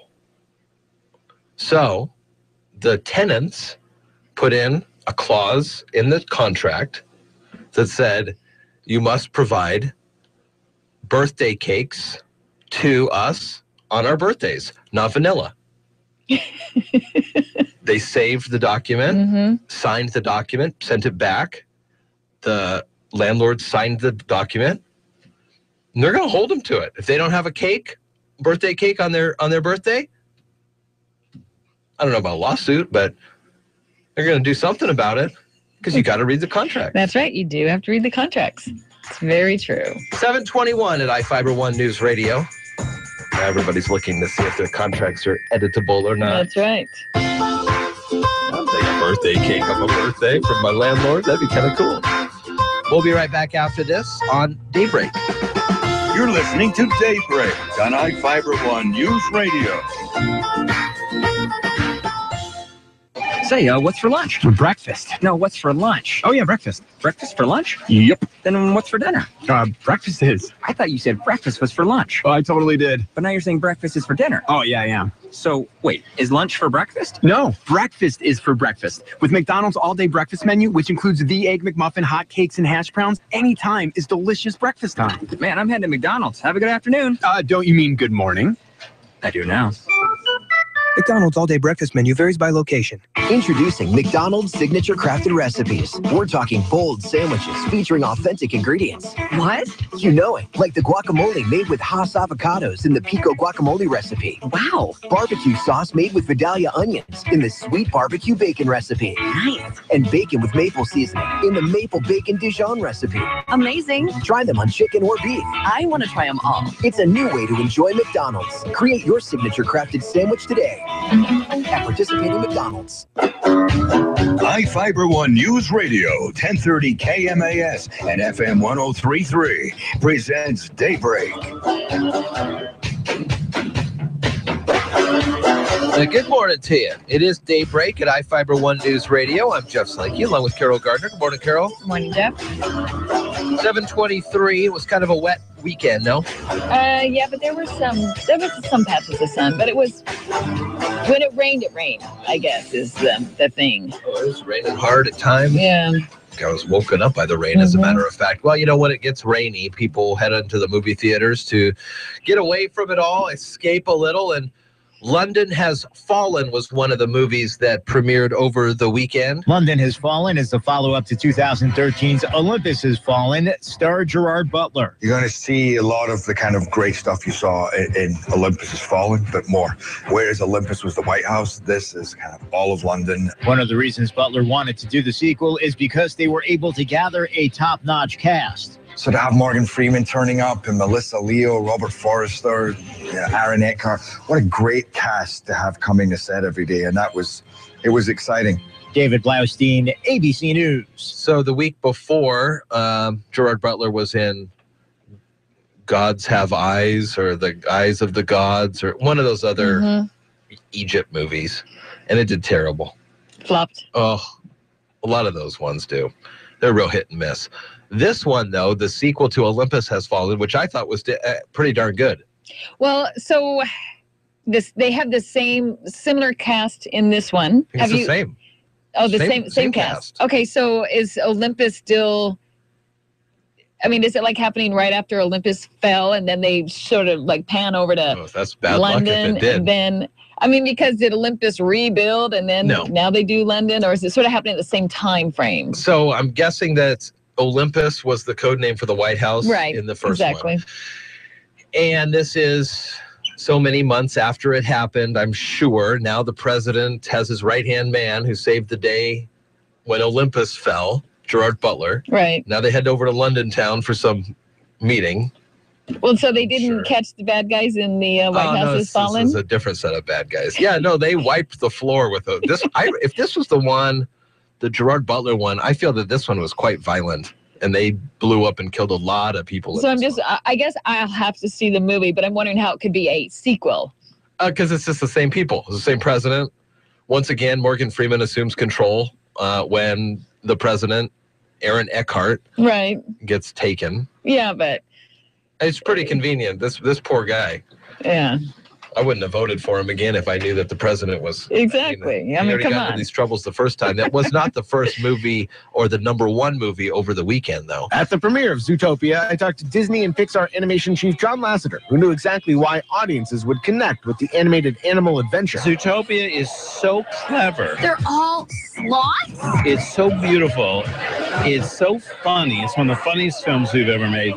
It also has this really deep and surprising meaning to it. Moviegoers made it the best Disney animated opening ever, beating Frozen. And in case you were wondering if Lasseter could be any animal in the film, I would choose, I think, the cheetah. He says he likes their speed and their spots. Jason Nathanson, ABC News, Hollywood. Thank you, Jason. And yeah, $73.7 million for Zootopia.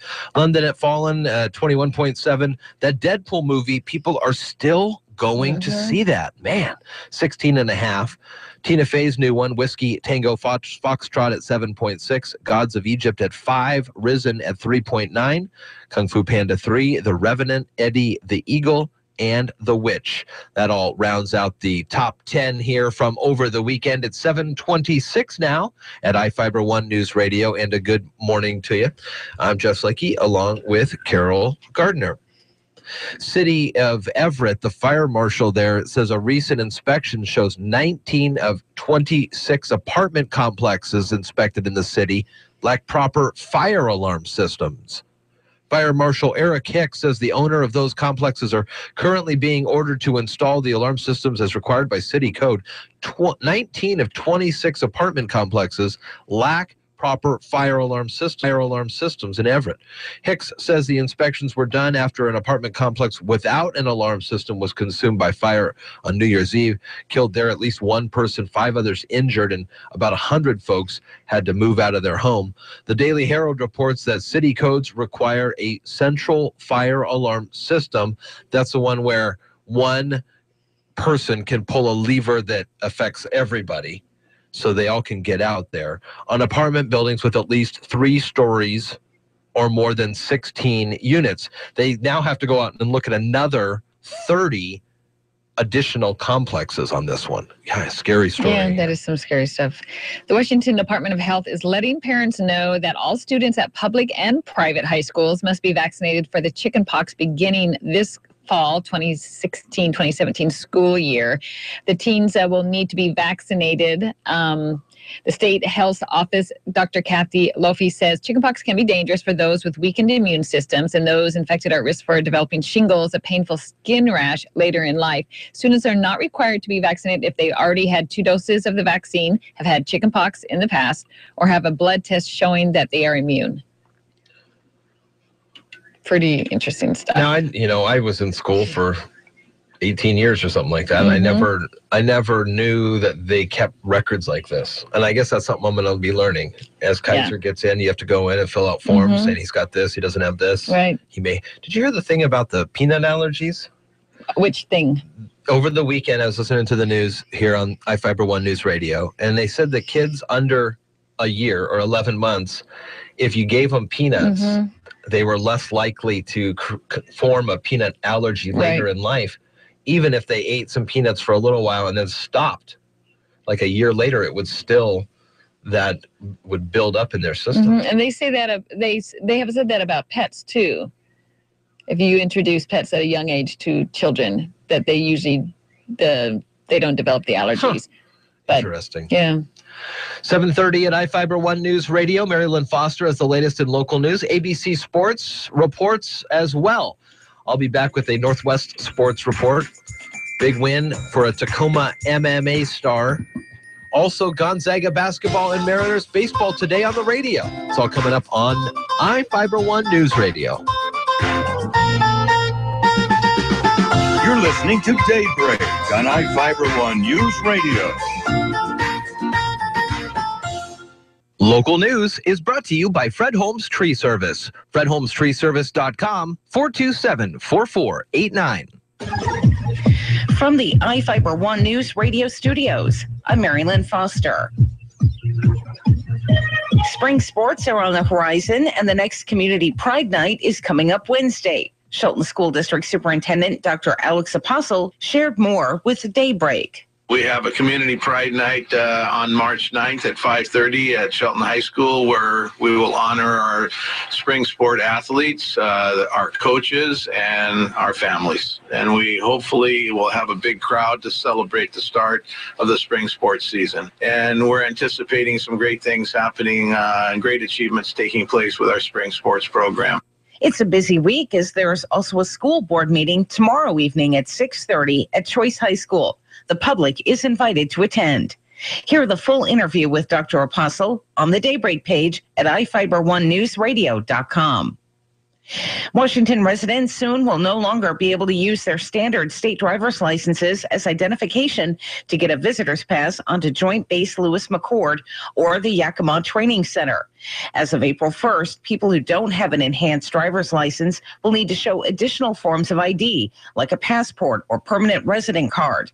The restriction will apply to companies with employees who need unescorted access, as well as those seeking access to visit friends, family, the museums, or other locations at the sites.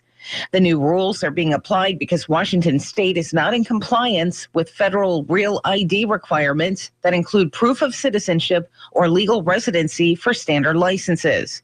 The state also offers enhanced licenses and IDs, which are compliant with the federal law. Mason County youth are invited to audition for a live theater production of the play Rapunzel. Shelton Kiwanis Club has teamed up with the Missoula Children's Theater, the nation's largest touring children's theater, to produce performing arts programs for nearly 20 years. The Missoula tour team arrives March 14th at Shelton High School's Student Union building with a set, lights, costumes, props, and makeup, everything it takes to put on a play, except the cast. That's when school-age students are invited to the open auditions at 4 p.m. at the Student Union. The play shows at 3 p.m. and 7 p.m. March 19th at the Shelton High School Performing Arts Center, with auditions and rehearsals during the week. Shelton Kiwanis Foundation representatives said they believe that participating in the performing arts hones important characteristics such as creativity, social skills, goal achievement, communication skills, and self-esteem. With the generous support of Kiwanis sponsors and through community ticket sales, the youth education and enrichment program is offered at no cost to the students. For iFIBER ONE News Radio, 1030 KMAS and FM 103.3, I'm Mary Lynn Foster. I'm attorney Harold Carr. During the past 25 years, more than 8,000 people have trusted me to handle their personal injury cases. I understand how an injury can disrupt your life and cause financial hardship for you and your family. At the law firm of Harold Carr, we have 5 attorneys and 19 staff members experienced with negotiating and litigating with insurance companies. So if you feel the insurance company is not dealing with you fairly, call me, Harold Carr. Let us deal with the insurance company so you won't have to. Car accident? Call Carr or visit us online at haroldcarrattorney.com. The Chad Benson Show. You want to be a billionaire? You find where there's a problem. Then you create a solution to said problem, but you don't cure it. It's not the end-all to be-all. You continually have to have it. If it's a disease, there's no money in the cure, there's money in the disease. The Democrats, it's about getting voters, just like for the Republicans. The Chad Benson Show. The Chad Benson Show, live weekdays, 3 to 6 on iFIBER ONE Newsradio. Sheriff rides out on top. Hi, everybody. Dave Packer reporting on sports. After an illustrious 18-year career, Peyton Manning will officially walk away from football today, set to discuss his decision in a news conference. ABC's Alex Stone on the timing of Manning's exit from the game. Peyton with the hand signal. In the minutes after he won Super Bowl 50 a month ago, Peyton Manning said he needed time to figure out his next move. I think I'll make a good decision, and I think I'll be at peace with it, whichever way it goes. Now the Broncos are confirming the 5-time NFL MVP and 2-time Super Bowl champion is done. He's retiring. It comes after Manning was accused of and denied being linked to human growth hormone sent to his wife. Then details surfaced of a years-old complaint by a former University of Tennessee female trainer who accused Manning of assault. He'll retire just days before his 40th birthday. As for the Broncos, the move sheds $19 million in cap room. In the NBA, it's unlikely that Warriors and Lakers fans could have seen this one coming. They came to see Kobe one last time play against the Warriors, and instead they see one of the biggest regular season upsets in the history of the NBA. Mike Tirico with the call on ABC as the 12-51 Lakers hand the Warriors their 6th loss of the season. Golden State was hampered by a 4-for-30 shooting display from long range. Coach Steve Kerr attributed the loss to the aches and pains of an 82-game season. I joke with Steph all the time. We're millennials. This team's filled with millennials. Millennials can't focus. So, we look like the millennials tonight. In college hoops, a former Cinderella team punches its ticket to the tournament with an overtime win. The Eagles will dribble out the clock, and FGCU has won the Atlantic Sun Championship. 99.3 ESPN Southwest Florida as Florida Gulf Coast returns to the dance for the first time since their magical 2013 run. UNC Asheville will also head to the tournament. Dave Packer, ABC Sports. Now, from the all-new Gillis Auto Center Sports Desk, here's Jeff Slakey. Well, good morning to you. It's Daybreak at iFIBER ONE Newsradio, 737. I'm Jeff Slakey, taking a look at Northwest sports. It's our first this time with a game heard on iFIBER ONE Newsradio yesterday. Hisashi Iwakuma pitched 2 spotless innings in his first spring outing as the Mariners defeated the Texas Rangers 7-3 yesterday. Our next Mariners game is today at noon versus the Arizona Diamondbacks. Also, we had Gonzaga basketball Saturday night. They play tonight as the WCC tournament continues. They beat Portland Saturday night and take on BYU tonight. Pregame at 8:10, tip at 8:30. If they win tonight, Gonzaga will play in the finals tomorrow night. How they do in this tournament will impact their chances at a spot in the NCAA tournament. Starts getting underway next week. So we'll cover the Zags as far as they go in the WCC and NCAA tournament if they're fortunate enough to get there. Holly Holm seemed well on her way to retaining the UFC Women's Bantamweight Championship on Saturday, but Tacoma's Miesha Tate scored one of the most stunning finishes in MMA history. Tate landed a swift takedown in the final 2 minutes of the 5th round at UFC 196. Holm is sitting there trying to shake Tate off, couldn't, went unconscious instead of tapping out. Tate won the title in the final round at the MGM Grand Garden Arena for her 5th straight victory. The Iditarod got underway yesterday, and they figure a winner should show up near Nome, Alaska in about 9 days in this unforgiving terrain with 2 mountain ranges and the Bering Sea coast. Good luck to all the mushers up there. And in MLS soccer, the Seattle Sounders lost to Sporting KC 1-0. The defending champion Portland Timbers defeated the Crew of Columbus 2-1. And Vancouver lost to the Montreal Impact 3-2. Yesterday was the opening day of MLS soccer, and all 20 teams got underway. So again, Mariners at noon today, Gonzaga tonight at 8:10, and checking the South Sounds forecast right now at 7:39. Here's Carol Gardner. Good morning. It's 42 with some light rain. Expect some occasional thunder showers throughout the next several hours. It's going to be a high of about 49 today, and we'll have more rain tomorrow and the next day. Right now, light rain, 42. Now, from the iFIBER ONE Newsradio studios, it's Daybreak. Providing local news, sports, weather, and interviews to the South Sound's most important people. You. From business leaders to politicians, from activists for change to advocates for the poor. Your neighbors and newsmakers are here on Daybreak. 7:39 at iFIBER ONE Newsradio, and Carol has some breaking news from the Twitter sphere. Yeah, the Mason County Sheriff tweeted that there's a fully involved structure fire, which certainly looks like on the Squaxin Reservation that started. They tweeted that about 40 minutes ago. And it's definitely, if you go to our front page of our website down, if you scroll down to the bottom on the left side, you can see we have our emergency or our local tweets on there, and the sheriff's tweet is on there. And then they also tweeted a little video of the firefighters working on the fire. This technology amazing. Yeah. Two fire trucks, at least in this video, are on the scene. Pretty large fire again. At iFIBER ONE Radio is where you can follow us on Twitter, and the Mason County Sheriffs are on Twitter as well at Mason Co Sheriff for them. So follow along with those stories. We follow along on our Twitter page, our Facebook page as well, facebook.com/1030KMAS. 7:41 here now at iFIBER ONE Newsradio. And anything else on the Twitter this morning? Let's see. So some traffic times. Traffic times and just some other type of stuff. But oldest galaxy ever found. Popular NASA Hubble spots that. Okay. So lots of space stuff, happening. Yeah, I've noticed that too. That they had a picture of like the oldest or largest galaxy ever, and when they look at we're the Milky Way galaxy, is that right? Yeah. So when they put the Milky Way galaxy next to this galaxy they just found, it just is so tiny. I know. It is amazing how we even know.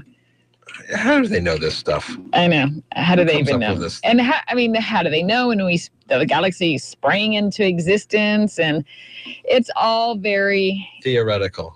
Interesting. You say interesting and I say theoretical. You say potato, I say potato. The Navy is seeing a few less good men and women. They're seeing a lot more of a few men and women. You're listening to Daybreak on iFIBER ONE Newsradio. Peninsula Credit Union presents Phil. Phil stands for Peninsula Home Improvement Loan. Designed to help you get things done around the house, Phil can help you a little or a lot. This is not a second mortgage. With a Peninsula Home Improvement Loan, you can get 7.24% APR on a 60-month loan or 7.49% APR for 120 months. From replacing the roof to new flooring and everything home-related in between, take advantage of a Peninsula Home Improvement Loan and Phil will help you get the job done. Call Peninsula Credit Union today. 800-426-1601. That's 800-426-1601. Or apply online at pcfcu.org. OAC. See representatives for details. Limited time offer. Additional terms and conditions may apply. Annual percentage rate is effective as of June 11th, 2014. Loan amounts from $500 to $15,000. Terms available from 60 months up to 120 months. For payment examples, call 800-426-1601. Hey, baseball fans, it's that time of year again to join iFIBER ONE News Radio for Seattle Mariners baseball. Baseball is part of the fabric of summertime in the Northwest, and with people traveling to enjoy outdoor activities like camping, fishing, hiking, and boating, the only place to listen to the Seattle Mariners is on iFIBER ONE News Radio. People ask what they remember about a business when they have a need, and they always remember the name that they hear, the one that is most relevant in their mind. Advertising makes your business relevant and part of the community. Your business can be part of the Mariners broadcast each day or each inning of every game this summer by signing up now. Any business that signs up now to advertise with the Mariners gets up to 300 free scheduled magnets. Call iFIBER ONE News Radio today at 360-426-1030 and sign up to be part of the Mariners broadcast team. Alex Jones and InfoWars. Weeknights 6 to 9 on iFIBER ONE News Radio. But they run this hoax. It's the law. No, there is no law. And they all engage in this big conspiracy because they think it's the right thing to do. And then once it starts killing people, they can never admit, oh my gosh, this is a eugenics program. This is a mass public testing program. No, no, no. There's no admissions of that. It's just make fun of anybody that talks about it and say that we're going to make everybody sick. That's all over the news now. You're going to make me sick. You take a vaccine. The calendar has moved to March. Weather is starting to get better. Days are getting longer. March 20th, the first day of spring. And with spring, attention turns to America's pastime, baseball. Seattle Mariners baseball. iFIBER ONE News Radio is your home for Seattle Mariners baseball all season long. You can listen on AM 1030 or FM 1033. The South Sound home for Mariners baseball this season is iFIBER ONE News Radio, AM 1030 and FM 1033. iFIBER ONE News Radio, 1030 KMAS and FM 1033 presents Daybreak.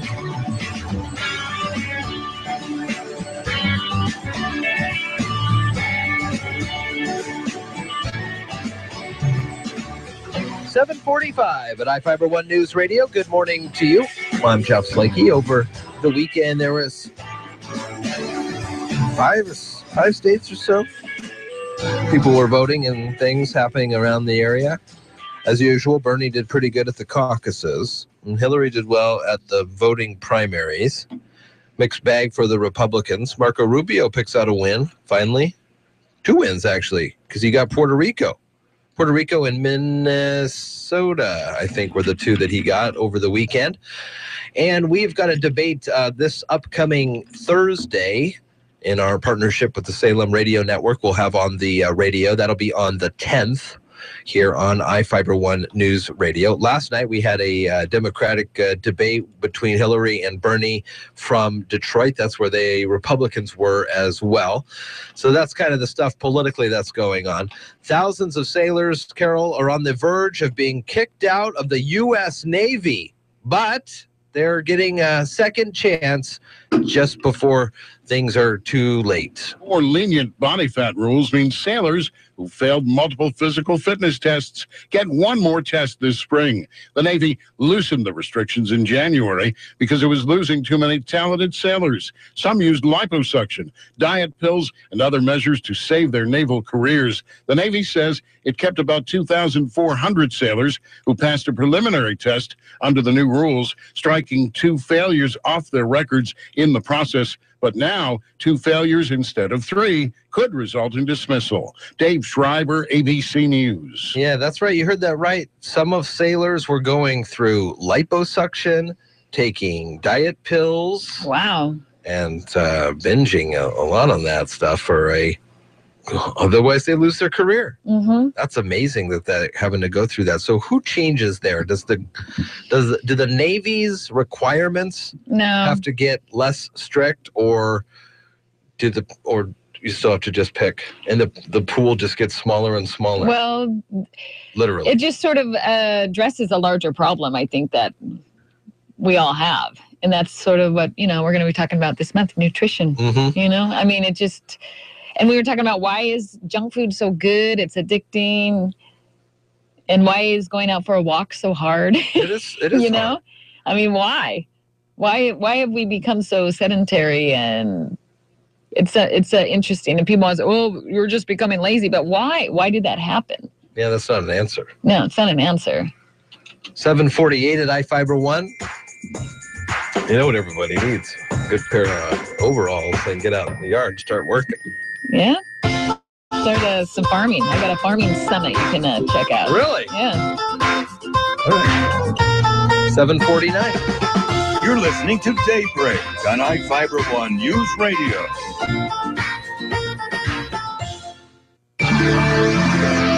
They don't have showy bright bottoms, but the season's first wildflowers are out there. We'll tell you what to look for on the Old Farmer's Almanac Radio Report.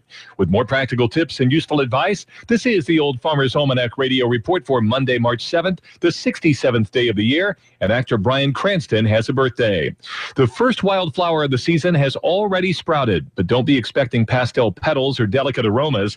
That's because over much of the country, the year's first wildflower is skunk cabbage. And yes, if you crush one of its leaves and take a whiff, you'll find its name is well-deserved. It may initially appear as a rather plain-looking green plant, but here's a fascinating way to identify skunk cabbage. Its unique chemistry allows it to make its own heat. Where there's still snow on the ground, you can spot the plant by the circular patterns of melted snow. That is the Old Farmer's Almanac Radio Report. If you have a question for the Old Farmer, ask it online at almanac.com. iFIBER One News Radio, 1030 KMAS and FM 103.3 presents Daybreak.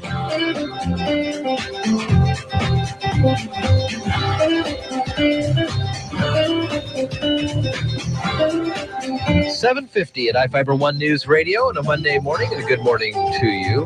Homegrown Food Summit, huh? That's what you're talking to me about here. The 2016 Homegrown Food Summit is free. It's a free deal. Is that what you're telling me? Yep. Online, homegrownfoodsummit.com. So you sign up and you watch webinars of people that talk about different 7 reasons you're insane if you aren't growing your own food.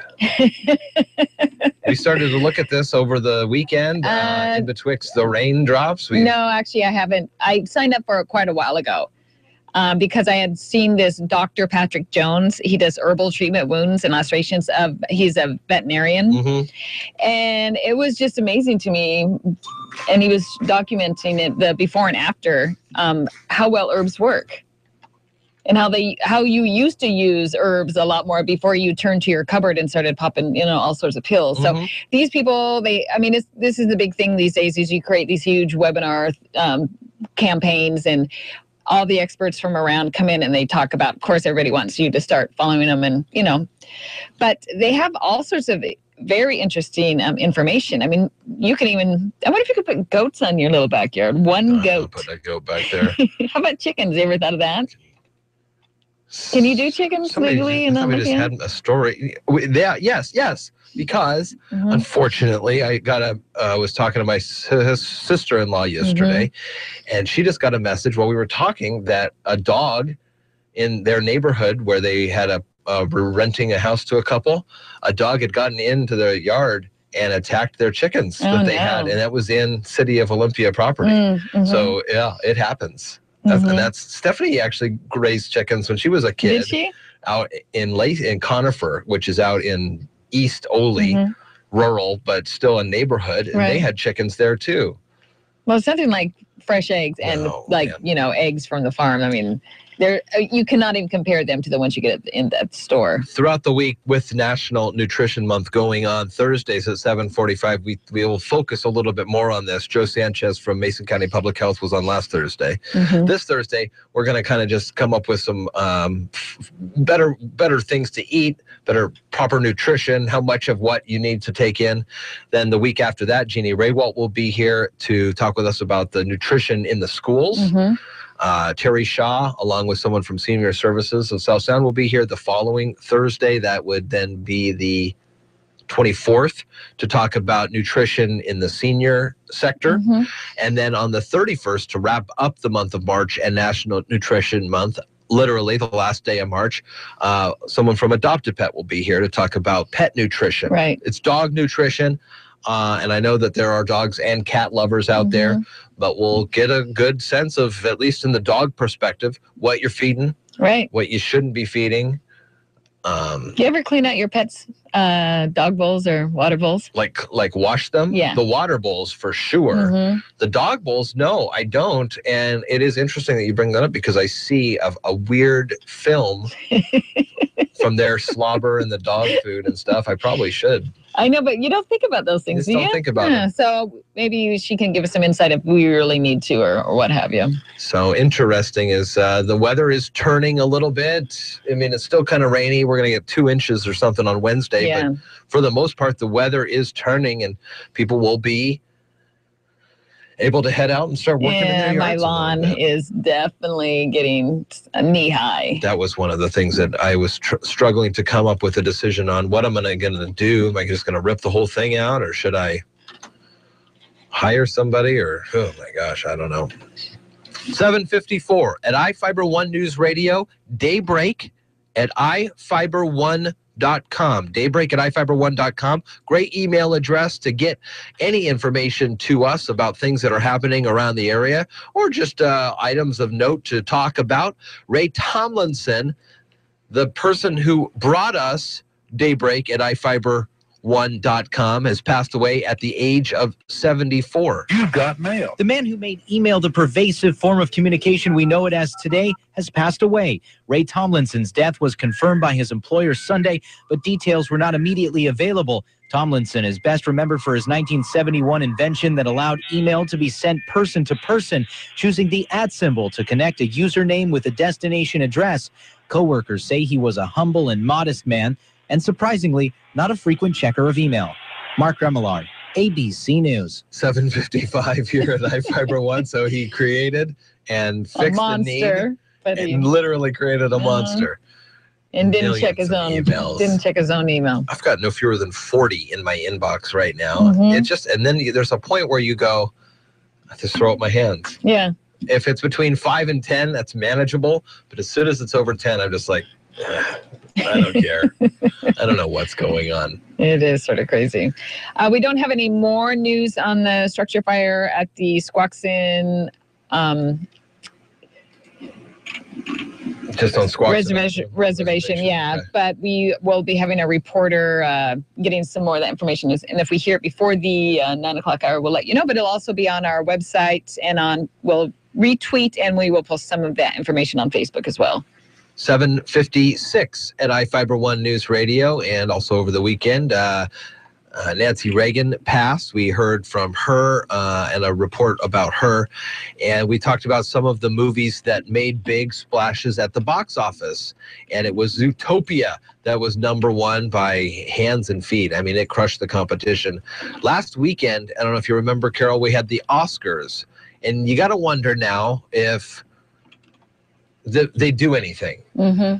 So the Oscars come out, everybody wins all these big awards. Does it translate, though, back to the theater? Well, hey, it's got to be good. You would think so. It just won an award. How much is an Oscar worth? Spotlight, $1.8 million. If you're Spotlight, that's how much the Best Picture Oscar winner took in its first weekend after the Academy Awards. According to estimates, that's a 149% increase over the previous weekend. To celebrate the win, Spotlight was added to an extra 500 or so theaters. Best Foreign Language winner Son of Saul saw a 10% bump. The Revenant and Room also appeared to benefit from all the Oscar publicity. Jason Nathanson, ABC News, Hollywood. I think a lot of people now are re-looking at those movies, including The Revenant, which is back out, I think, in some theaters, and Spotlight. You win Best Picture, you're going to want to give it a little better look. Right. But so for the actors themselves that win one, they just are like the A-lister now. They can get any movie, you think, or they can pick and choose so much easier? I mean, be careful with that one because what's that one guy? He won. See? Exactly. I can't even remember his name. There was a guy. He's the guy that got up and kissed Halle Berry, and he was in King Kong. Adrian Brody. Remember Adrian Brody? He won an Academy Award, and he thought he was so awesome, and everybody thought he was really good, and he has not been in a movie since. What if he became sort of a diva type of a person to work with? I think he was on the History Channel's 2-part series about Houdini recently. But other than that, he was in like a King Kong, another sequel to the Predators franchise. If you follow those horror series franchise, Predators. So they get to put next to their name Academy Award winner. Right. And when their agents call, they say, hey, wouldn't you want an Academy Award winner behind your movie? Right. They know what they're doing. They want an award. I don't know how much more if someone would say, oh, I got to see Leo now because he finally won Best Actor in The Revenant. Well, I don't know if people would see it, but I think that's sort of how Hollywood works, right? Yeah, I think so. Hollyweird, don't you mean? Yeah. That's what people say. All right, 8 o'clock at iFIBER ONE News Radio. ABC News. Local news brought to you by the Lucky Eagle Casino this time. We'll check sports from the Gillis Auto Center sports desk and have a forecast for you, too. You're listening to Daybreak on iFIBER ONE News Radio. The Tom Hartman Show, live 9 to noon, weekdays on iFIBER ONE News Radio. Eventually, something is going to break through all the lies and all the hundreds of millions of dollars that Koch Industries and ExxonMobil and others have spent funding climate change deniers. Eventually, it's going to break through, and people are going to realize that for the last 40 years, they've been lied to by very wealthy people who are lying to us and allowing people to die just so they can protect their wealth. Not even protect their existing wealth, just so they can make more wealth. Science Fantastic with Professor Michio Kaku. Saturdays at 5, Sundays at 6 on iFIBER ONE News Radio. We have a universe that's expanding like a balloon. And in every astronomy class, the professor takes out a balloon, gets a felt pen, and puts little spirals on the balloon called galaxies. And there we are sitting in the Milky Way galaxy. And then the astronomy professor begins to blow up the balloon. And sure enough, the distance between the balloons expands. So the universe is expanding. Nancy Reagan, who died at her Los Angeles home at 94. Arnold Schwarzenegger called her an extraordinary person who served with unbelievable class. ABC's Ann Compton worked at her White House. Among the first ladies I covered, Nancy Reagan certainly took more than the usual amount of public criticism. She borrowed designer dresses. She ordered new White House china at a time when her husband's team was slashing budgets, even for school lunches. Mrs. Reagan could be wickedly funny in her own self-deprecating self-deprecating defense. She was known for high fashion. She dressed up in tattered clothes at a press dinner, and she sang about wearing hand-me-downs. She got good points for that one. Los Angeles police are investigating the gunshot death of a woman found at the home of Eagles co-founder Randy Meisner. There are reports of maybe his wife. Hillary Clinton blasted Bernie Sanders for voting against the auto bailout during last night's debate in Michigan. He accused her of taking Wall Street money. You know, excuse me, I'm talking. Let him respond.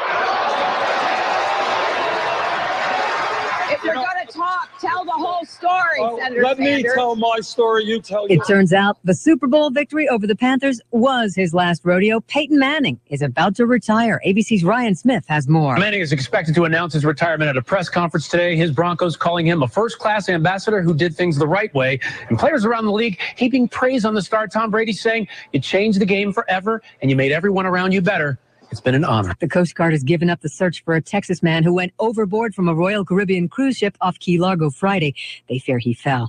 Even some full-time workers don't get paid sick leave, and a study says it can be hazardous to their health.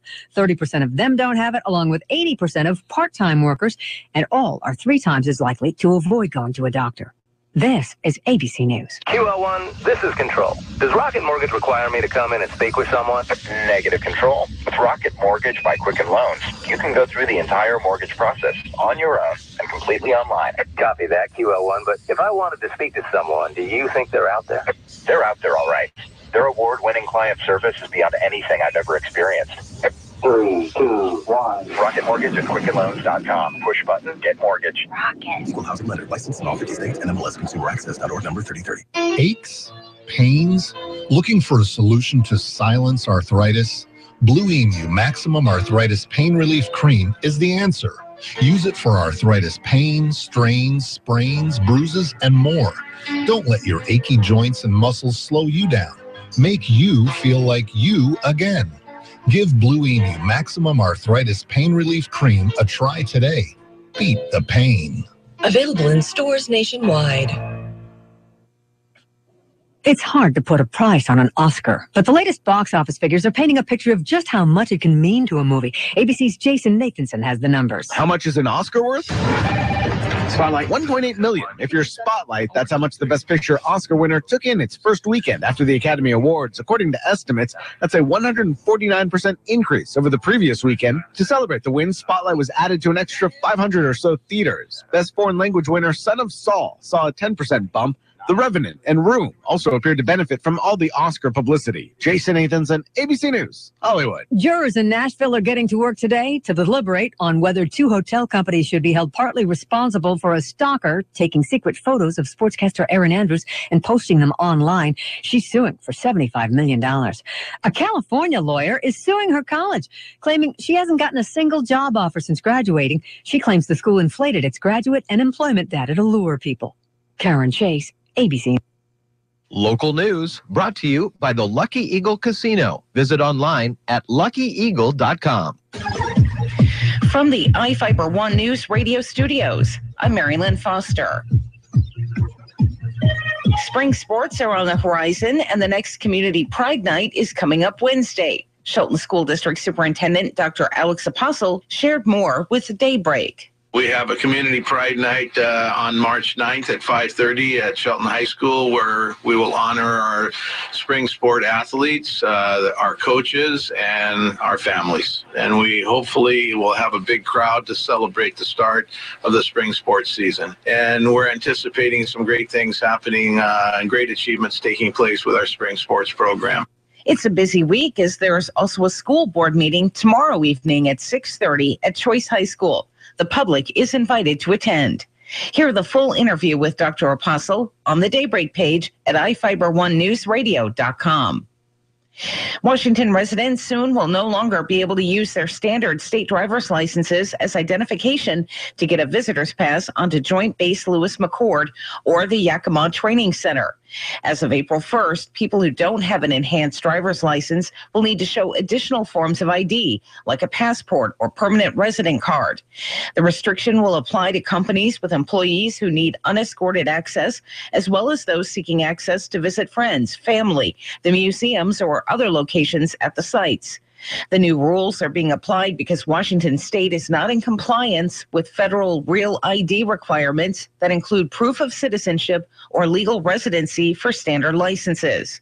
The state also offers enhanced licenses and IDs, which are compliant with the federal law. Mason County youth are invited to audition for a live theater production of the play Rapunzel. Shelton Kiwanis Club has teamed up with the Missoula Children's Theater, the nation's largest touring children's theater, to produce performing arts programs for nearly 20 years. The Missoula tour team arrives March 14th at Shelton High School's Student Union building with a set, lights, costumes, props, and makeup, everything it takes to put on a play, except the cast. That's when school-age students are invited to the open auditions at 4 p.m. at the Student Union. The play shows at 3 p.m. and 7 p.m. March 19th at the Shelton High School Performing Arts Center, with auditions and rehearsals during the week. Shelton Kiwanis Foundation representatives said they believe that participating in the performing arts hones important characteristics such as creativity, social skills, goal achievement, communication skills, and self-esteem. With the generous support of Kiwanis sponsors and through community ticket sales, the youth education and enrichment program is offered at no cost to the students.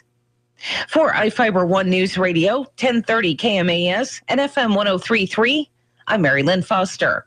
The calendar has moved to March. Weather is starting to get better. Days are getting longer. March 20th, the first day of spring. And with spring, attention turns to America's pastime, baseball. Seattle Mariners baseball. iFIBER One News Radio is your home for Seattle Mariners baseball all season long. You can listen on AM 1030 or FM 103.3. The South Sound home for Mariners baseball this season is iFIBER One News Radio, AM 1030 and FM 103.3. Wonder what the outrageously energizing experience of Mountain Dew Kickstart is like? Well, it's like a combo of 3 awesome things: dew, juice, and caffeine, rebooting your entire personal operating system. Mountain Dew Kickstart is in position for consumption. Release the Mountain Dew Kickstart. Mountain Dew Kickstart released. Experiencing a charge of Mountain Dew Kickstart now. Mountain Dew Kickstart operation successful. Roger that. Get charged up with Mountain Dew Kickstart. Now in 4 energizing new flavors like Midnight Grape. It all starts with a kick. Now from the all-new Gillis Auto Center Sports Desk, here's Jeff Slakey.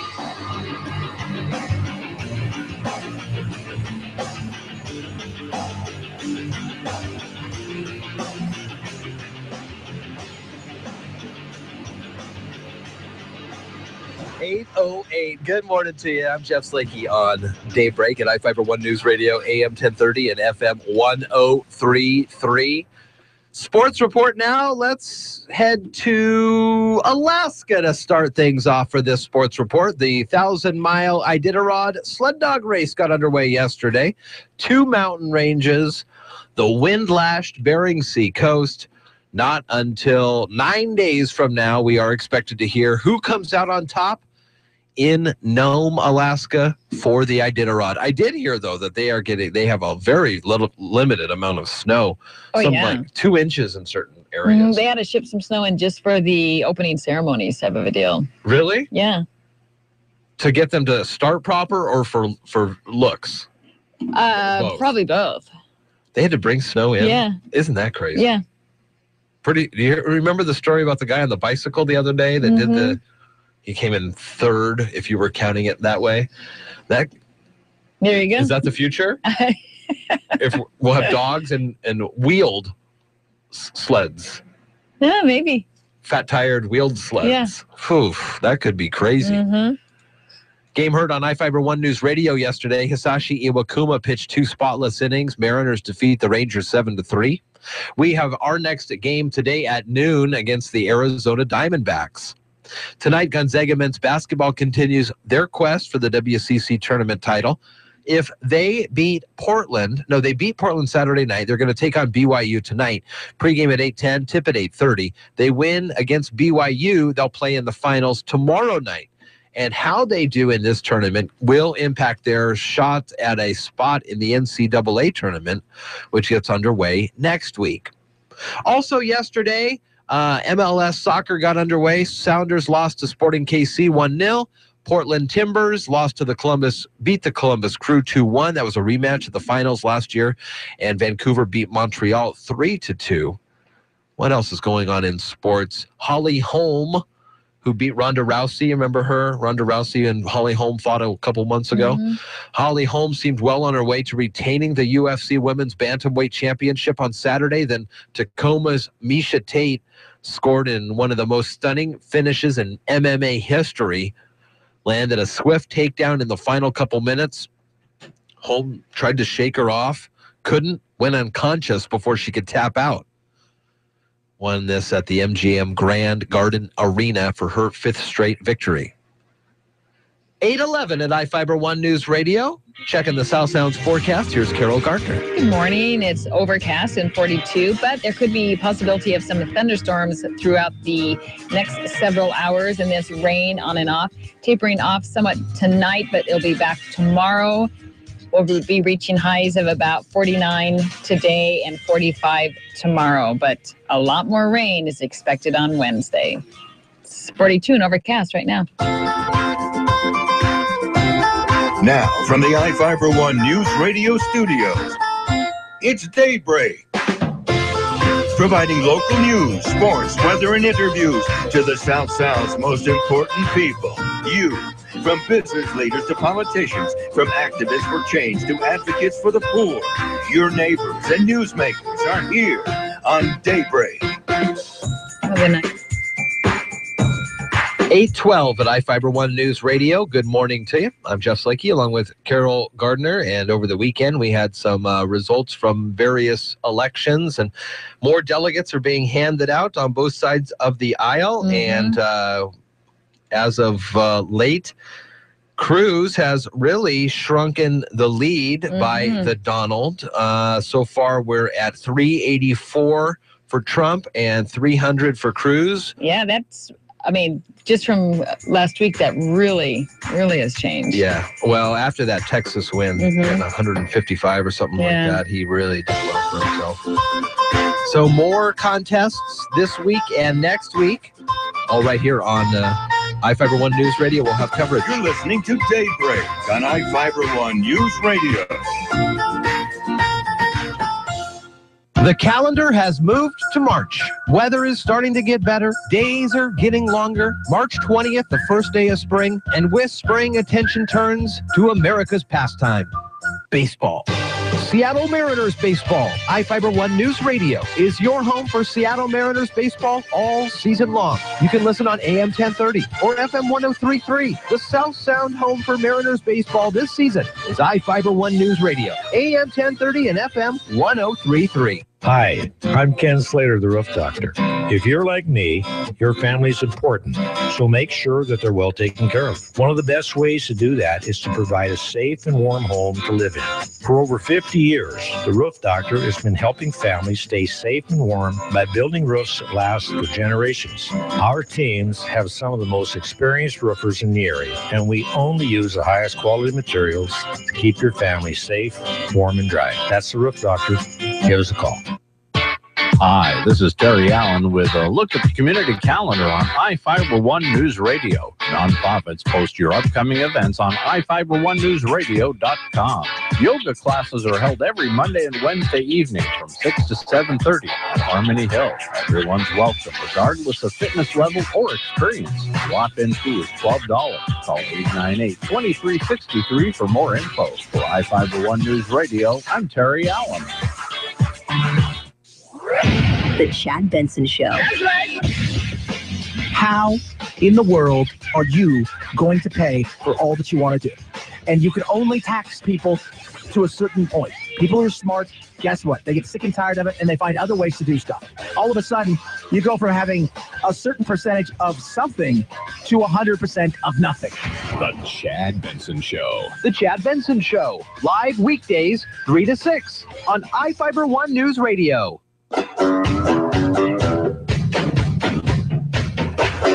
iFIBER One News Radio, 1030 KMAS and FM 1033 presents Daybreak. It's 8:16 here at iFIBER One News Radio, and a good morning to you. I'm Jeff Slakey and Carol Gardner alongside, and we are happy to have you joining us here this morning. Good morning. Jeff, why is cursing so satisfying? Probably the same reason that eating sugar is so satisfying. Cursing so satisfying? Cursing is so satisfying, according to Rebecca Roach.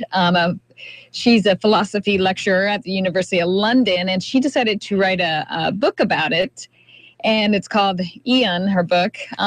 She said cursing really isn't much about releasing anger, but it's about expressing emotion. Okay. So if you say, my car's been stolen. Right, I got it. Versus my blah, blah, blah, FF car has been stolen. They assert the same thing, but the second one also says that how much anger you have and desperation and annoyance because you have the swear words in. So does it do anything for me physically or physiologically, I suppose? There are some people, I don't know if she writes about that in her book, but other people have said that. I've heard that. Swearing, and it's just a release. You just get it out there. Now, is it because these words are forbidden and there's a certain sense of, look what I say? There might be some of that, but it's shock also value. The way the words are. They are harsh.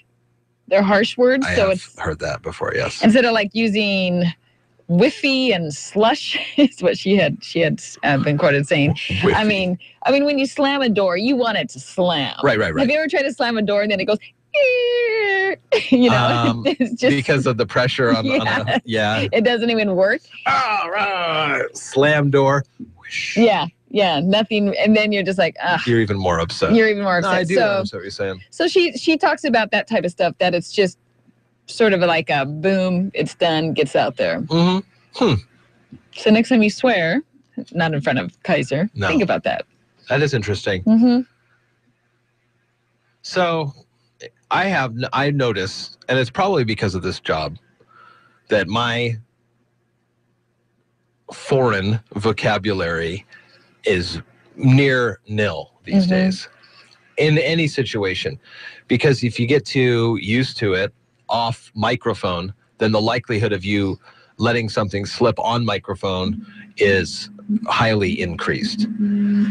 I had a friend when I was in broadcast school. We were doing, during my time on the radio, we would do quizzes and stuff like that. And I remember that he accidentally said some bad words, or people, it happens. It happens. And you just kind of, everything shuts down, and it's such a shock because it's forbidden. George Carlin had a great bit of the 7 dirty words that, you can't say on TV and radio. And when that stuff happens, it really kind of throws a wrench into everything that's going on. Behind the scenes, pulling back behind the scenes, that's one of the reasons why we don't have more listener interaction. Very fearful. You just don't know. Now, I know that we have a great set of listeners who most likely won't do anything, but you just never know. And so then when you hear that, that's on that side. But on your side, I completely get, you're enraged. Yeah. You want, I need hard consonants. Right, exactly. And slamming doors to get my point across. Yeah. It is kind of I guess if you're pen up, you don't want to stand there and you go, golly gee willy. Golly gee! Yeah, it just doesn't have the same effect. Oomph. Yeah, just doesn't get it out like it should. Mason County Economic Development Council stopped by at 8:45 this morning. Great guests throughout the rest of the week here on Daybreak. We'll talk about coming up. You're listening to Daybreak on iFIBER One News Radio. The Chad Benson Show. You want to be a billionaire? You find where there's a problem. Then you create a solution to said problem, but you don't cure it. It's not the end-all to be-all. You continually have to have it. If it's a disease, there's no money in the cure, there's money in the disease. The Democrats, it's about getting voters, just like for the Republicans. The Chad Benson Show. The Chad Benson Show, live weekdays 3 to 6 on iFIBER One News Radio. Habitat for Humanity of Mason County invites you to shop their local retail stores in Belfair and in Shelton. At Habitat for Humanity stores, you'll find amazing bargains on discounted home improvement supplies, gently used furniture, and so much more. And when you shop Habitat for Humanity, your dollars are put to work helping to improve, build, and maintain affordable housing right here in Mason County. Habitat for Humanity. Let's build a strong community together.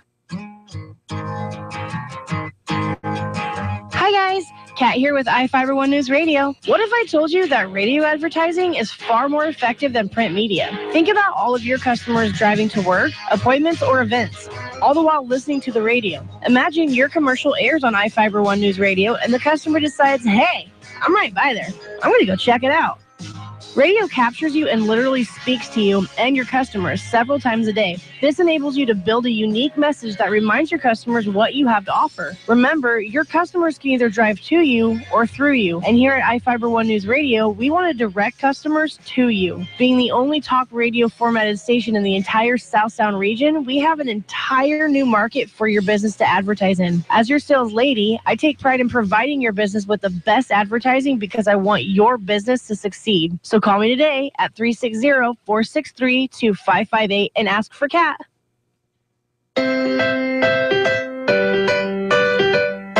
From the iFIBER ONE News Radio studios, you're listening to Daybreak.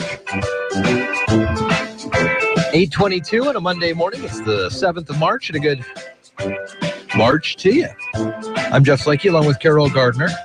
We're going to have some updated information from iFiberOneNewsRadio.com, but first on the Twitter sphere this morning, Carol. Well, we have pictures of a fire, and it's a huge structure fire on the Squaxin Reservation that happened about an hour ago, and the fire trucks were already there, emergency responders. They were working on it. I haven't gotten any new news yet on what's happening with that, but as soon as we find out, we will let you know.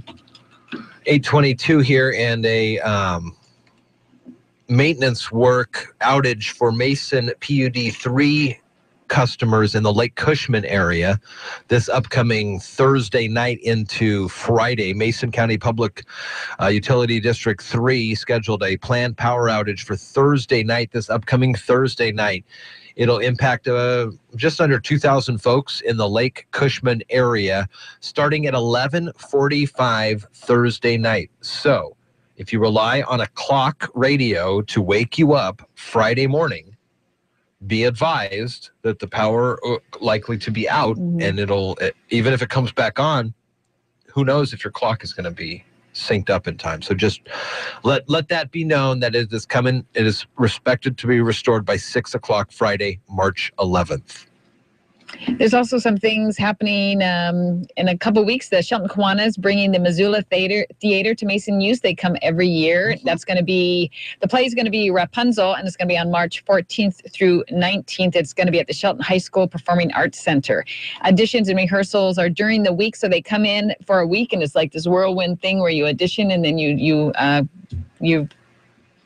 produce a play. And they bring everything. There. Yeah, so they bring everything. Oh, that's awesome, except for the people. Yeah, except for the people. And this Missoula Children's Theater, they travel around and they visit like 1,300 communities in a year. So something fun and different to do. They arrive the 14th at the Shelton High School Student Union building with sets, lights, costumes, etc. And then you are asked to open auditions on that day at 4, and you go from there. So a week from today, open auditions for the youths around here. Yep, and we have that full story and contact information on our website at iFIBER News Radio, iFIBER ONE News Radio. Rapunzel, let down your hair. Right? Is that right? How'd I do? You're probably too old. They probably want just high school or younger students, I'm guessing. So sorry about that. I noticed, though, you didn't answer my question. Oh, well, that was a good political maneuver. Mason County Christian School's annual auction is set for the 18th of March. That's a Friday night at the Civic Center.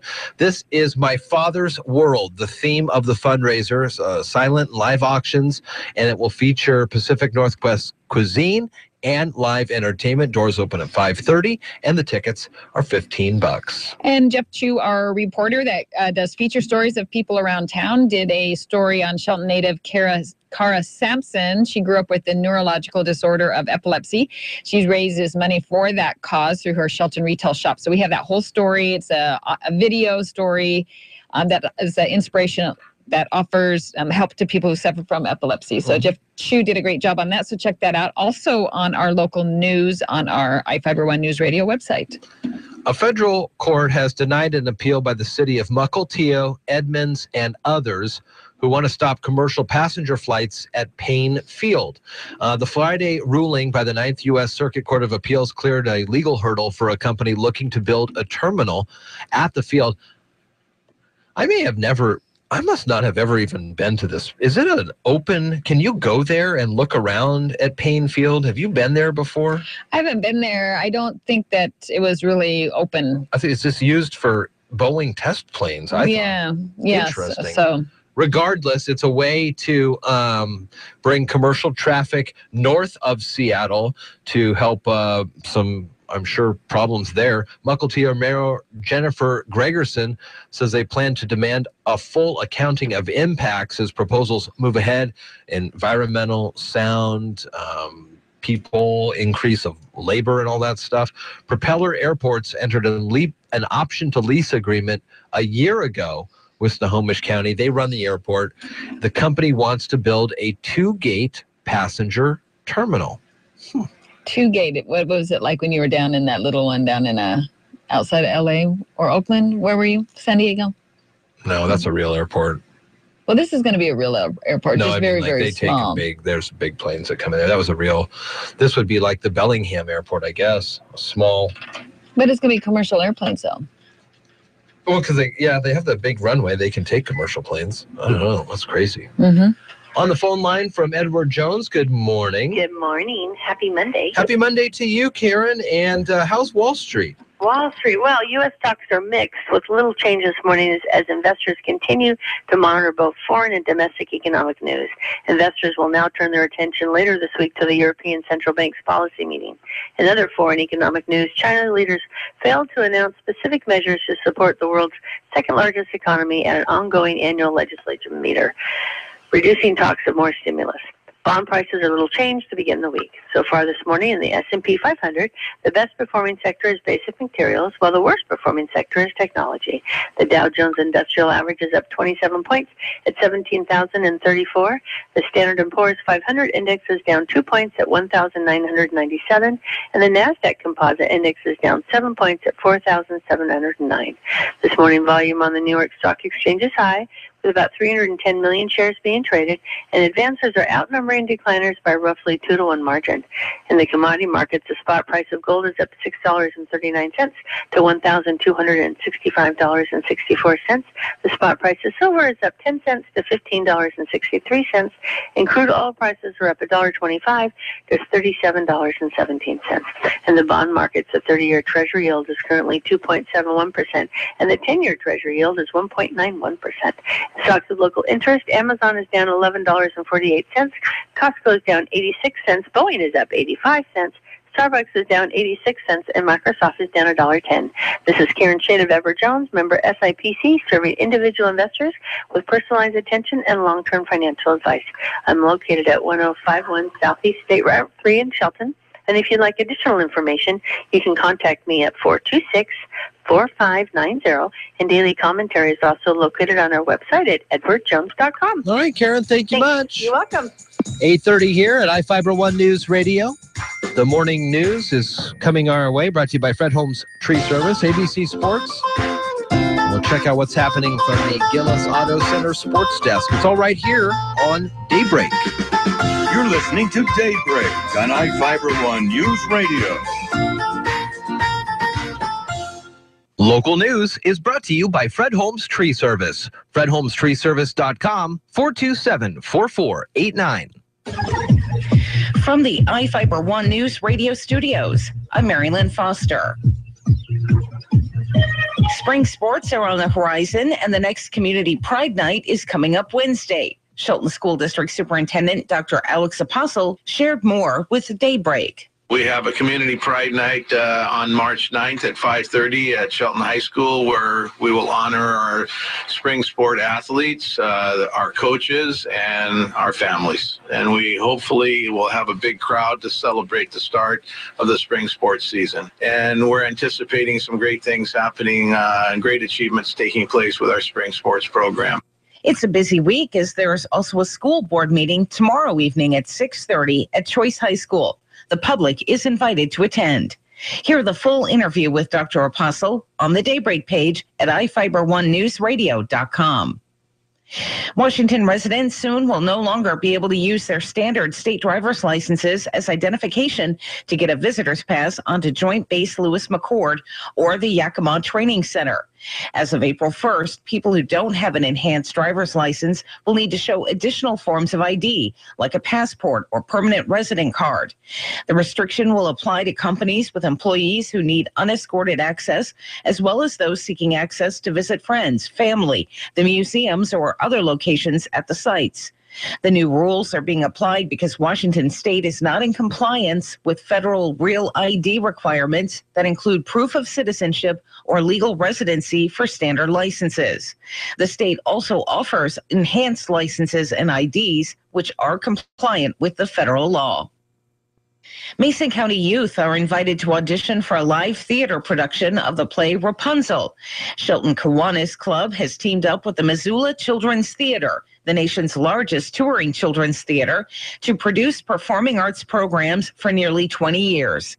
The Missoula tour team arrives March 14th at Shelton High School's Student Union building with a set, lights, costumes, props, and makeup, everything it takes to put on a play, except the cast. That's when school-age students are invited to the open auditions at 4 p.m. at the Student Union. The play shows at 3 p.m. and 7 p.m. March 19th at the Shelton High School Performing Arts Center, with auditions and rehearsals during the week. Shelton Kiwanis Foundation representatives said they believe that participating in the performing arts hones important characteristics such as creativity, social skills, goal achievement, communication skills, and self-esteem.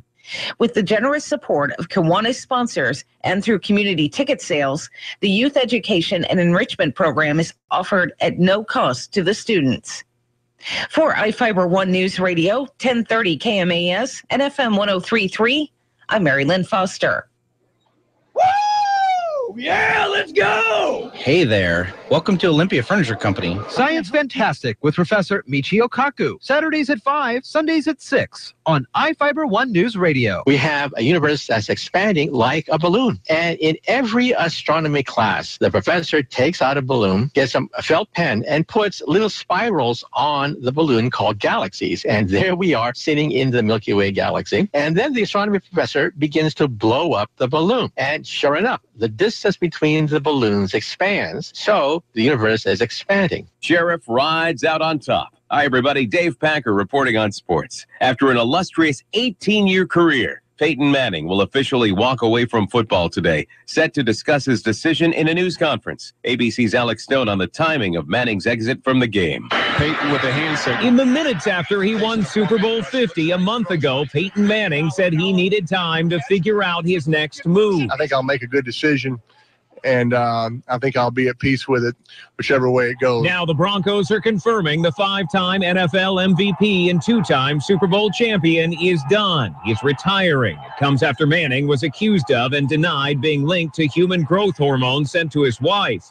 Then details surfaced of a years-old complaint by a former University of Tennessee female trainer who accused Manning of assault. He'll retire just days before his 40th birthday. As for the Broncos, the move sheds $19 million in cap room. In the NBA, it's unlikely that Warriors and Lakers fans could have seen this one coming. They came to see Kobe one last time play against the Warriors, and instead they see one of the biggest regular season upsets in the history of the NBA. Mike Tirico with the call on ABC as the 12-51 Lakers hand the Warriors their 6th loss of the season. Golden State was hampered by a 4-for-30 shooting display from long range. Coach Steve Kerr attributed the loss to the aches and pains of an 82-game season. I joke with Steph all the time. We're millennials. This team's filled with millennials. Millennials can't focus.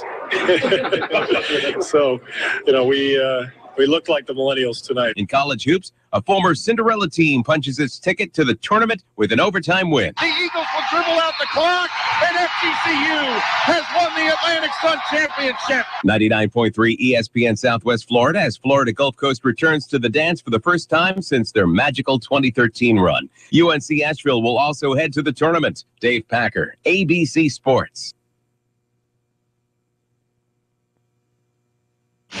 Now, from the all-new Gillis Auto Center Sports Desk, here's Jeff Slakey. Yeah, good morning to you. It is Daybreak at iFIBER ONE Newsradio, 8:36. Taking a look at South Sound Sports and a game heard on iFIBER ONE Newsradio yesterday. Hisashi Iwakuma pitched 2 spotless innings in his first spring outing. Mariners defeated the Rangers 7-3 yesterday. We've got our next Mariners game today at noon versus the Arizona Diamondbacks. Tonight, Gonzaga men's basketball continues their quest for the WCC tournament title. They beat Portland on Saturday night, taking on BYU tonight. Pregame at 8:10, tip at 8:30. If they win tonight, Gonzaga will play in the finals tomorrow. And how they do in this tournament will impact their spot and chance even in the NCAA tournament, which starts getting underway next week. MLS soccer debuted yesterday all around the league, and all 20 teams played. The Seattle Sounders lost to Sporting KC 1-0. Defending champion Portland Timbers beat the Crew 2-1, and Vancouver lost to Montreal 3-2. Holly Holm seemed well on her way to retaining the UFC Women's Bantamweight Championship on Saturday. Tacoma's Miesha Tate scored one of the most stunning finishes in MMA history. Tate landed a swift takedown in the final couple minutes of the 5th round, landed a choke on Holm. She tried to shake it off, could not, went unconscious instead of tapping out.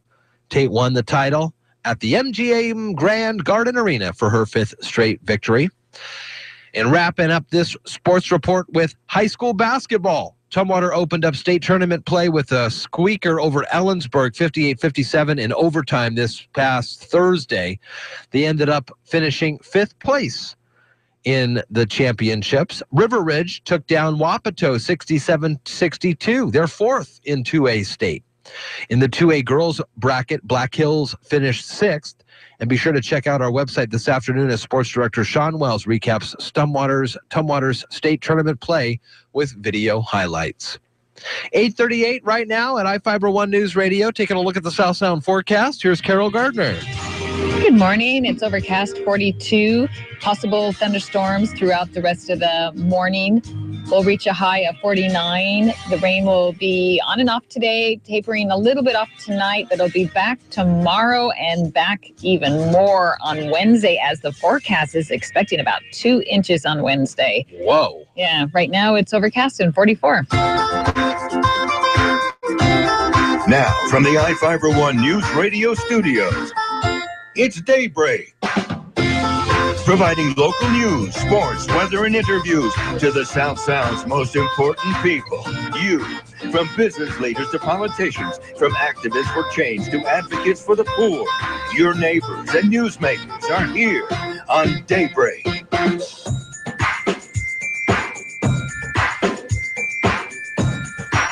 $8:39 at iFIBER ONE News Radio, and a good morning to you. From the Mason County Economic Development Council, we talk weekly at 8:45 about the economic development of Mason County. Also, throughout the rest of the week, tomorrow we'll talk about the history of pancakes in Shelton. Carol? Are you a pancake or a waffle? I'm a waffle. I'm going to waffle on this one. No, I'm a waffle fan, although pancakes are pretty delicious. And if you are and if you do like pancakes, are you the fluffy pancakes or more like buckwheat pancakes? Oh, that's a tough one. I'm a buckwheat pancake person. They're so good. Sounds healthy. Well, they're just really great tasting. I mean, they're very good. Maybe because I grew up on buckwheat pancakes. Nice, airy, regular pancakes. Yeah, I guess I like more thinner than a big, huge, fluffy one. I don't know. There's this machine. Mainly butter and syrup. Who cares what it? Yeah, who cares? You have to have all that. Got to get the legit butter and syrup and all sorts. We have in the town. There is a machine that was built a long time ago that is like a pancake machine, and it is pulled out for Shelton's annual homecoming, the reunion every summer, the pancake feed. And so I saw that it was Pancake Day, and so we called up Ron Pinnell, and so he's going to bring in a couple of his buddies for tomorrow. And what if they're going to bring in any pancakes? I doubt it, but you never know. I mean, I want to know, like, who was the first person who thought of this pancake machine, how many pancakes it's made over the years. It's a pretty impressive piece of machinery.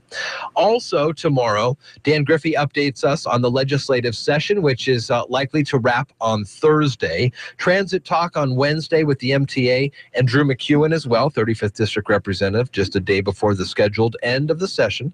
Thursday, Mike Callahan comes in to talk about the crab, clam, and spaghetti dinner at the Pioneer School. We'll also focus on Shelton. And Friday, we'll learn about a movie theater takeover at Shelton Cinemas with the Shelton High School SAD Club. And Dr. Alex Apostle will recap with us how Spring Pride Night went, which is this upcoming Wednesday night.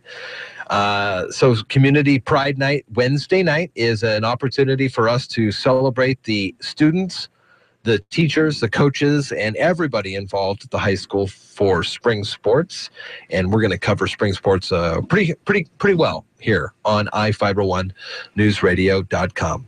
So we've got a lot of great guests throughout the week here on iFIBER1 News Radio. We're going to kick it all off here in just a couple of moments with the Mason County Economic Development Council, ChooseMason.com, their website, and that's where you can learn more about the economic development of the community. Before we get to the interviews, though, some other AP stories. Some other AP stories. A federal court has denied an appeal by the city of Mukilteo, Edmonds, and others who want to stop commercial passenger flights at Payne Field. The Ever Daily Herald reports that on Friday there was a ruling that cleared a legal hurdle for a company looking to build a terminal there. So you might be going to Payne Field to fly out. That'd be great for folks that wouldn't have to, like, from the Arch, the Peace Arch, to Everett. We'll see what happens. You're listening to Daybreak on iFIBER1 News Radio.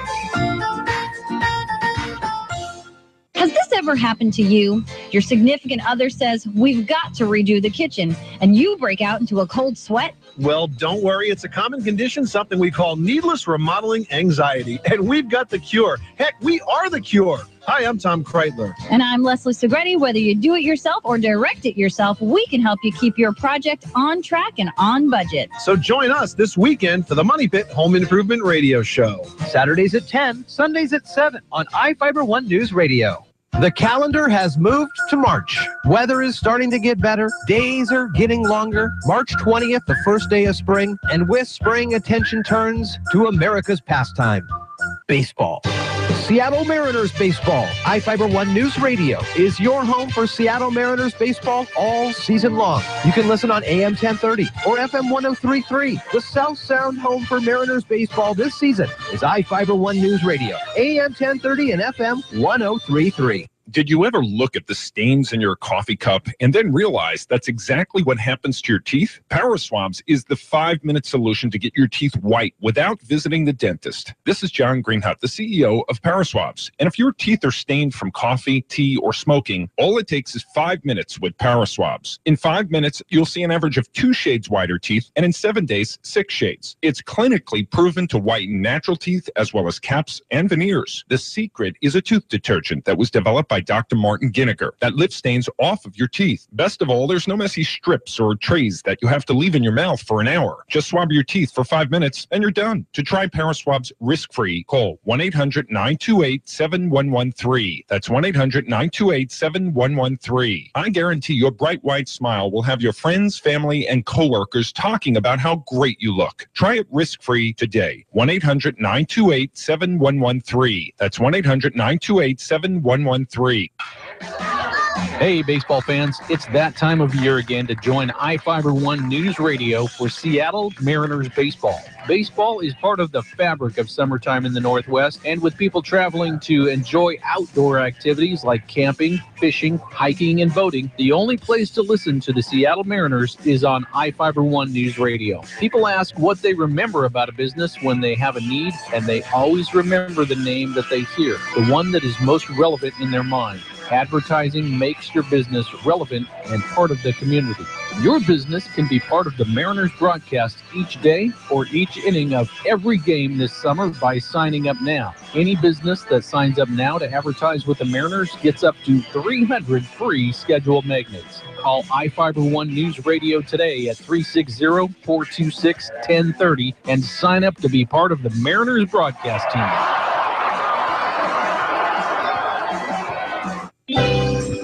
iFIBER ONE News Radio, 1030 KMAS and FM 103.3 presents Daybreak.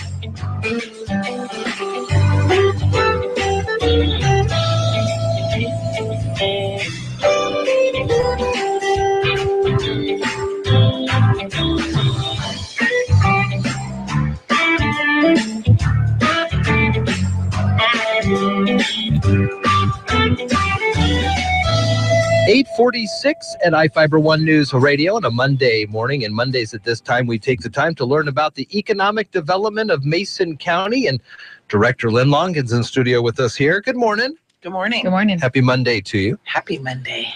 We've been talking a lot about things that the Economic Development Council is doing with other counties and bringing in new ideas and roundtables. We have a bit of a change of the schedule that we need to pass along to folks. We do. We're not going to be holding the roundtable for the aquaculture and value-added ag this week, simply because the aquaculture industry, they're having a conference today and tomorrow at Alderbrook. Mm-hmm. And so to get them out of their offices and off of the beaches for 3 days in a row would be really hard on them and their businesses. So we're going to reschedule that. And right now we're kind of looking at calendars and whatnot. And, you know, we've had some flu bugs go through our office. So we're only in a staff of 3. So anyway, we are working on them. We will hopefully get them on the website soon and also get the notices out. Maybe not open to the public, but is that something that you could go look at these next 2 days and maybe get some of this information that eventually you would talk about it around? I'm already talking to them. I've got a couple of board members that are at those. And I'm talking to Terry King of the Sea Grant program about what it is they're discussing. And so we can get that information and we can actually help. We've also, I met with the commissioners last week and we talked about the value-added ag and the aquaculture.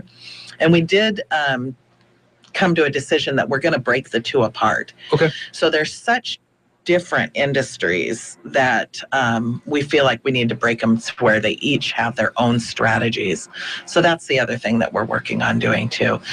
Right now we actually have a lot of businesses in both of the industries here. Mm-hmm. So we're breaking those apart and sending invitations to everybody. And that's a good idea. I mean, they are different, similar but different. They are. Mm-hmm. They are. Yeah. Aquaculture's, it's its own industry. So definitely. So you're growing. I mean, you're gardening in a way, right? So you've got a whole new something coming along. We do. I've mentioned it a few times, but haven't gone into great detail about it. But the Edward Lowe Foundation has an economic gardening program. It's a nationwide. They're just starting. Washington State, is just starting a pilot program. And Mason County is one of the first counties to actually participate in that pilot program. We're also using some of the funds that were in the appropriations that Senator Sheldon put into our appropriations for us.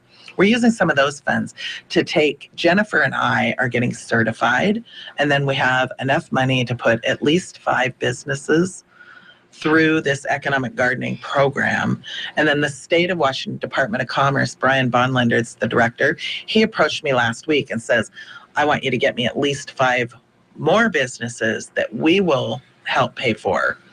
So we could have potentially up to 10 businesses in Mason County. And these are what people call like a second stage company. Some people have referred to them as a gazelle. It's companies that are ready to grow, that have the potential and everything in place, but maybe have just a few hurdles, like exporting and marketing, and need some research done to help them and some technical assistance. So they're already established businesses that are need a little help on growing. Right, right. So there's a couple things, and we'll learn more. I don't know it all right now. Jennifer and I are going to learn more about how to identify those companies that are ready. And basically the concept of economic gardening is it's grow your own local economy by nurturing entrepreneurs. And I'm really excited about that. It's not business retention. It's could be considered business expansion. It's not business assistance like what we've been talking about with possibly the PUD building and bringing the resources in. It's more of an expansion. It's helping those companies, that are ready to go. So by Jennifer and I getting certified, eventually we're getting certified as team leaders. So we'll be able to sit in on each of these processes with our companies, where other communities don't necessarily have that. So we're going for the training so that we can help lead the process, but not actually do it. Right. What they do is they bring in a national team of experts from all over the country that do hands-on with that company to help them. And like a mentoring, a mentor. Yes, there's so many hours of mentoring. There's so many hours of research that's available, like a whole research team that will do it. If you're currently exporting, how can you export more? If you're not exporting, how can we help you get into exporting? Exporting is really what drives an economy. It's bringing outside dollars into your community. How do you do that? You export goods and services. So really excited about that. Do you know of any thresholds that you'll be looking for potential businesses initially that people can start thinking about? They have a revenue base. So I believe the actual revenue base is they have to have revenue of like $1.5 million a year or something like that. Rural communities and rural counties, a lot of your businesses aren't quite there. Sure. So they're actually the Edward Lowe Foundation, the national company, they're willing to reduce those. I don't know what those numbers will be yet. And it's so many employees. So it's not a startup. You have to have been in business, I think, at least 2 years. It's not a startup company. Prove that there's a little something there. Right. And then what we're really looking at is hopefully we can get mostly companies that have at least dabbled in exporting or have the potential to export. Do you have companies in mind, and are you going to be picking them, or do they have to apply for this help? I think for the initial one, so normally the cost to a company is $4,500 to go through this process. We've got the state money to help us do this for the first so many. And what we haven't really figured out yet, and there's more discussion with leaders, community leaders about this, is do we do it for free or do we do it for a small charge so that the company has some skin in the game too? But anyway, so what we'll do is normally it would be an application. We're going to go and try to identify those companies. But also, anybody who's listening out there that knows of a company or is thinking of a company that they think might be eligible or a good company with potential, to call the EDC or email us or, get a hold of us. Because not only, we might miss companies. Yeah. Can it be any kind of business? Like I said, we're looking for manufacturing. Manufacturing, okay. And that has the potential to export, but that's not exclusive necessarily. So, what we aren't doing is it's not about business retention. So it's not about your commodity type companies like your retail and your coffee shops. That's not the program for them. There'll be other programs that we can put in place, that we hope to put in place, that would help them, but this isn't the one. Sounds very exciting, and look forward to learning more about this. The website is choosemason.com, just one of the ways to get in touch with the Mason County Economic Development Council Director Lynn Longan. How else can people get in touch? The phone number, the email address? Yeah, email me, lynn@masonedc.com, or the website or phone, 426-2276. Well, we're really looking forward to hearing more about this as it moves forward. When are you guys going to be heading out? The first week in April. Oh, okay. So not that far away. To a very rural, small town in Michigan. Very nice. I like it. I like to hear it. I'm looking forward to hearing what you learned there. It's 8:54 right now. We'll take a quick break here from the Old Farmer's Almanac. As weekly at this time, we learn about the economic development of Mason County. It's 8:55 at Daybreak.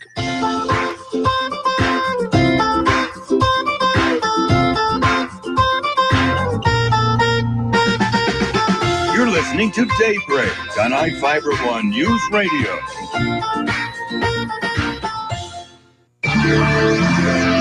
They don't have showy bright bottoms, but the season's first wildflowers are out there. We'll tell you what to look for on the Old Farmer's Almanac Radio Report.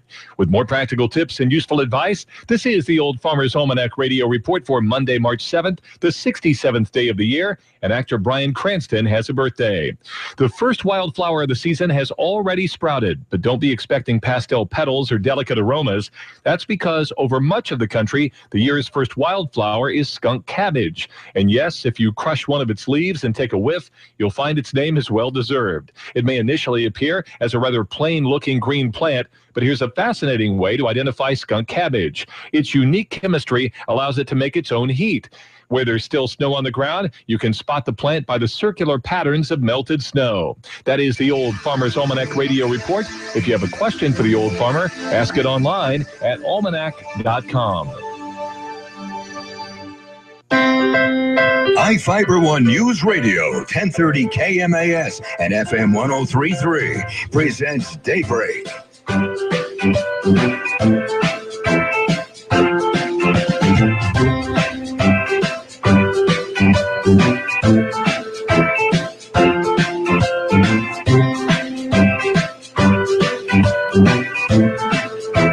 8:57 at iFIBER One News Radio. Good morning to you. Coming up at 9, Carol, ABC News. Tom Hartman just after that, talking about the weekend that was, politically speaking. A couple of big primaries and caucuses that happened over the weekend. Tomorrow, again, Tuesday, will be the same as more states will be heading to the ballot boxes. Lots of folks are out there making their voice heard during the process, and we will continue to follow that through. They make the decisions on who's going to be the nominee for the Democrats, who's going to be the nominee for the Republicans. We'll find it all out here on iFIBER One News Radio. Got a debate happening Thursday night, CNN Salem Radio Network debate that we have teamed up with and will partner on and bring a GOP debate for you Thursday night from 3 to 9. So some great coverage by the Salem Radio Network. How many more debates are there? Do you think? That's a great question. There are not that many left. Listen, after this weekend, after tomorrow, and then after next Tuesday, it'll in all likelihood be very close to being locked up. Yeah. You know, it's been a long time coming. A couple things, Rubio pulls out what is considered now, I think, an upset in his home state of Florida.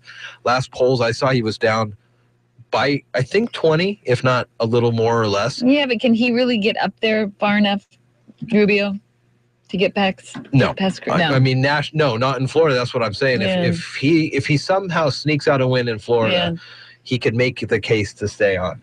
Same with Kasich in Ohio.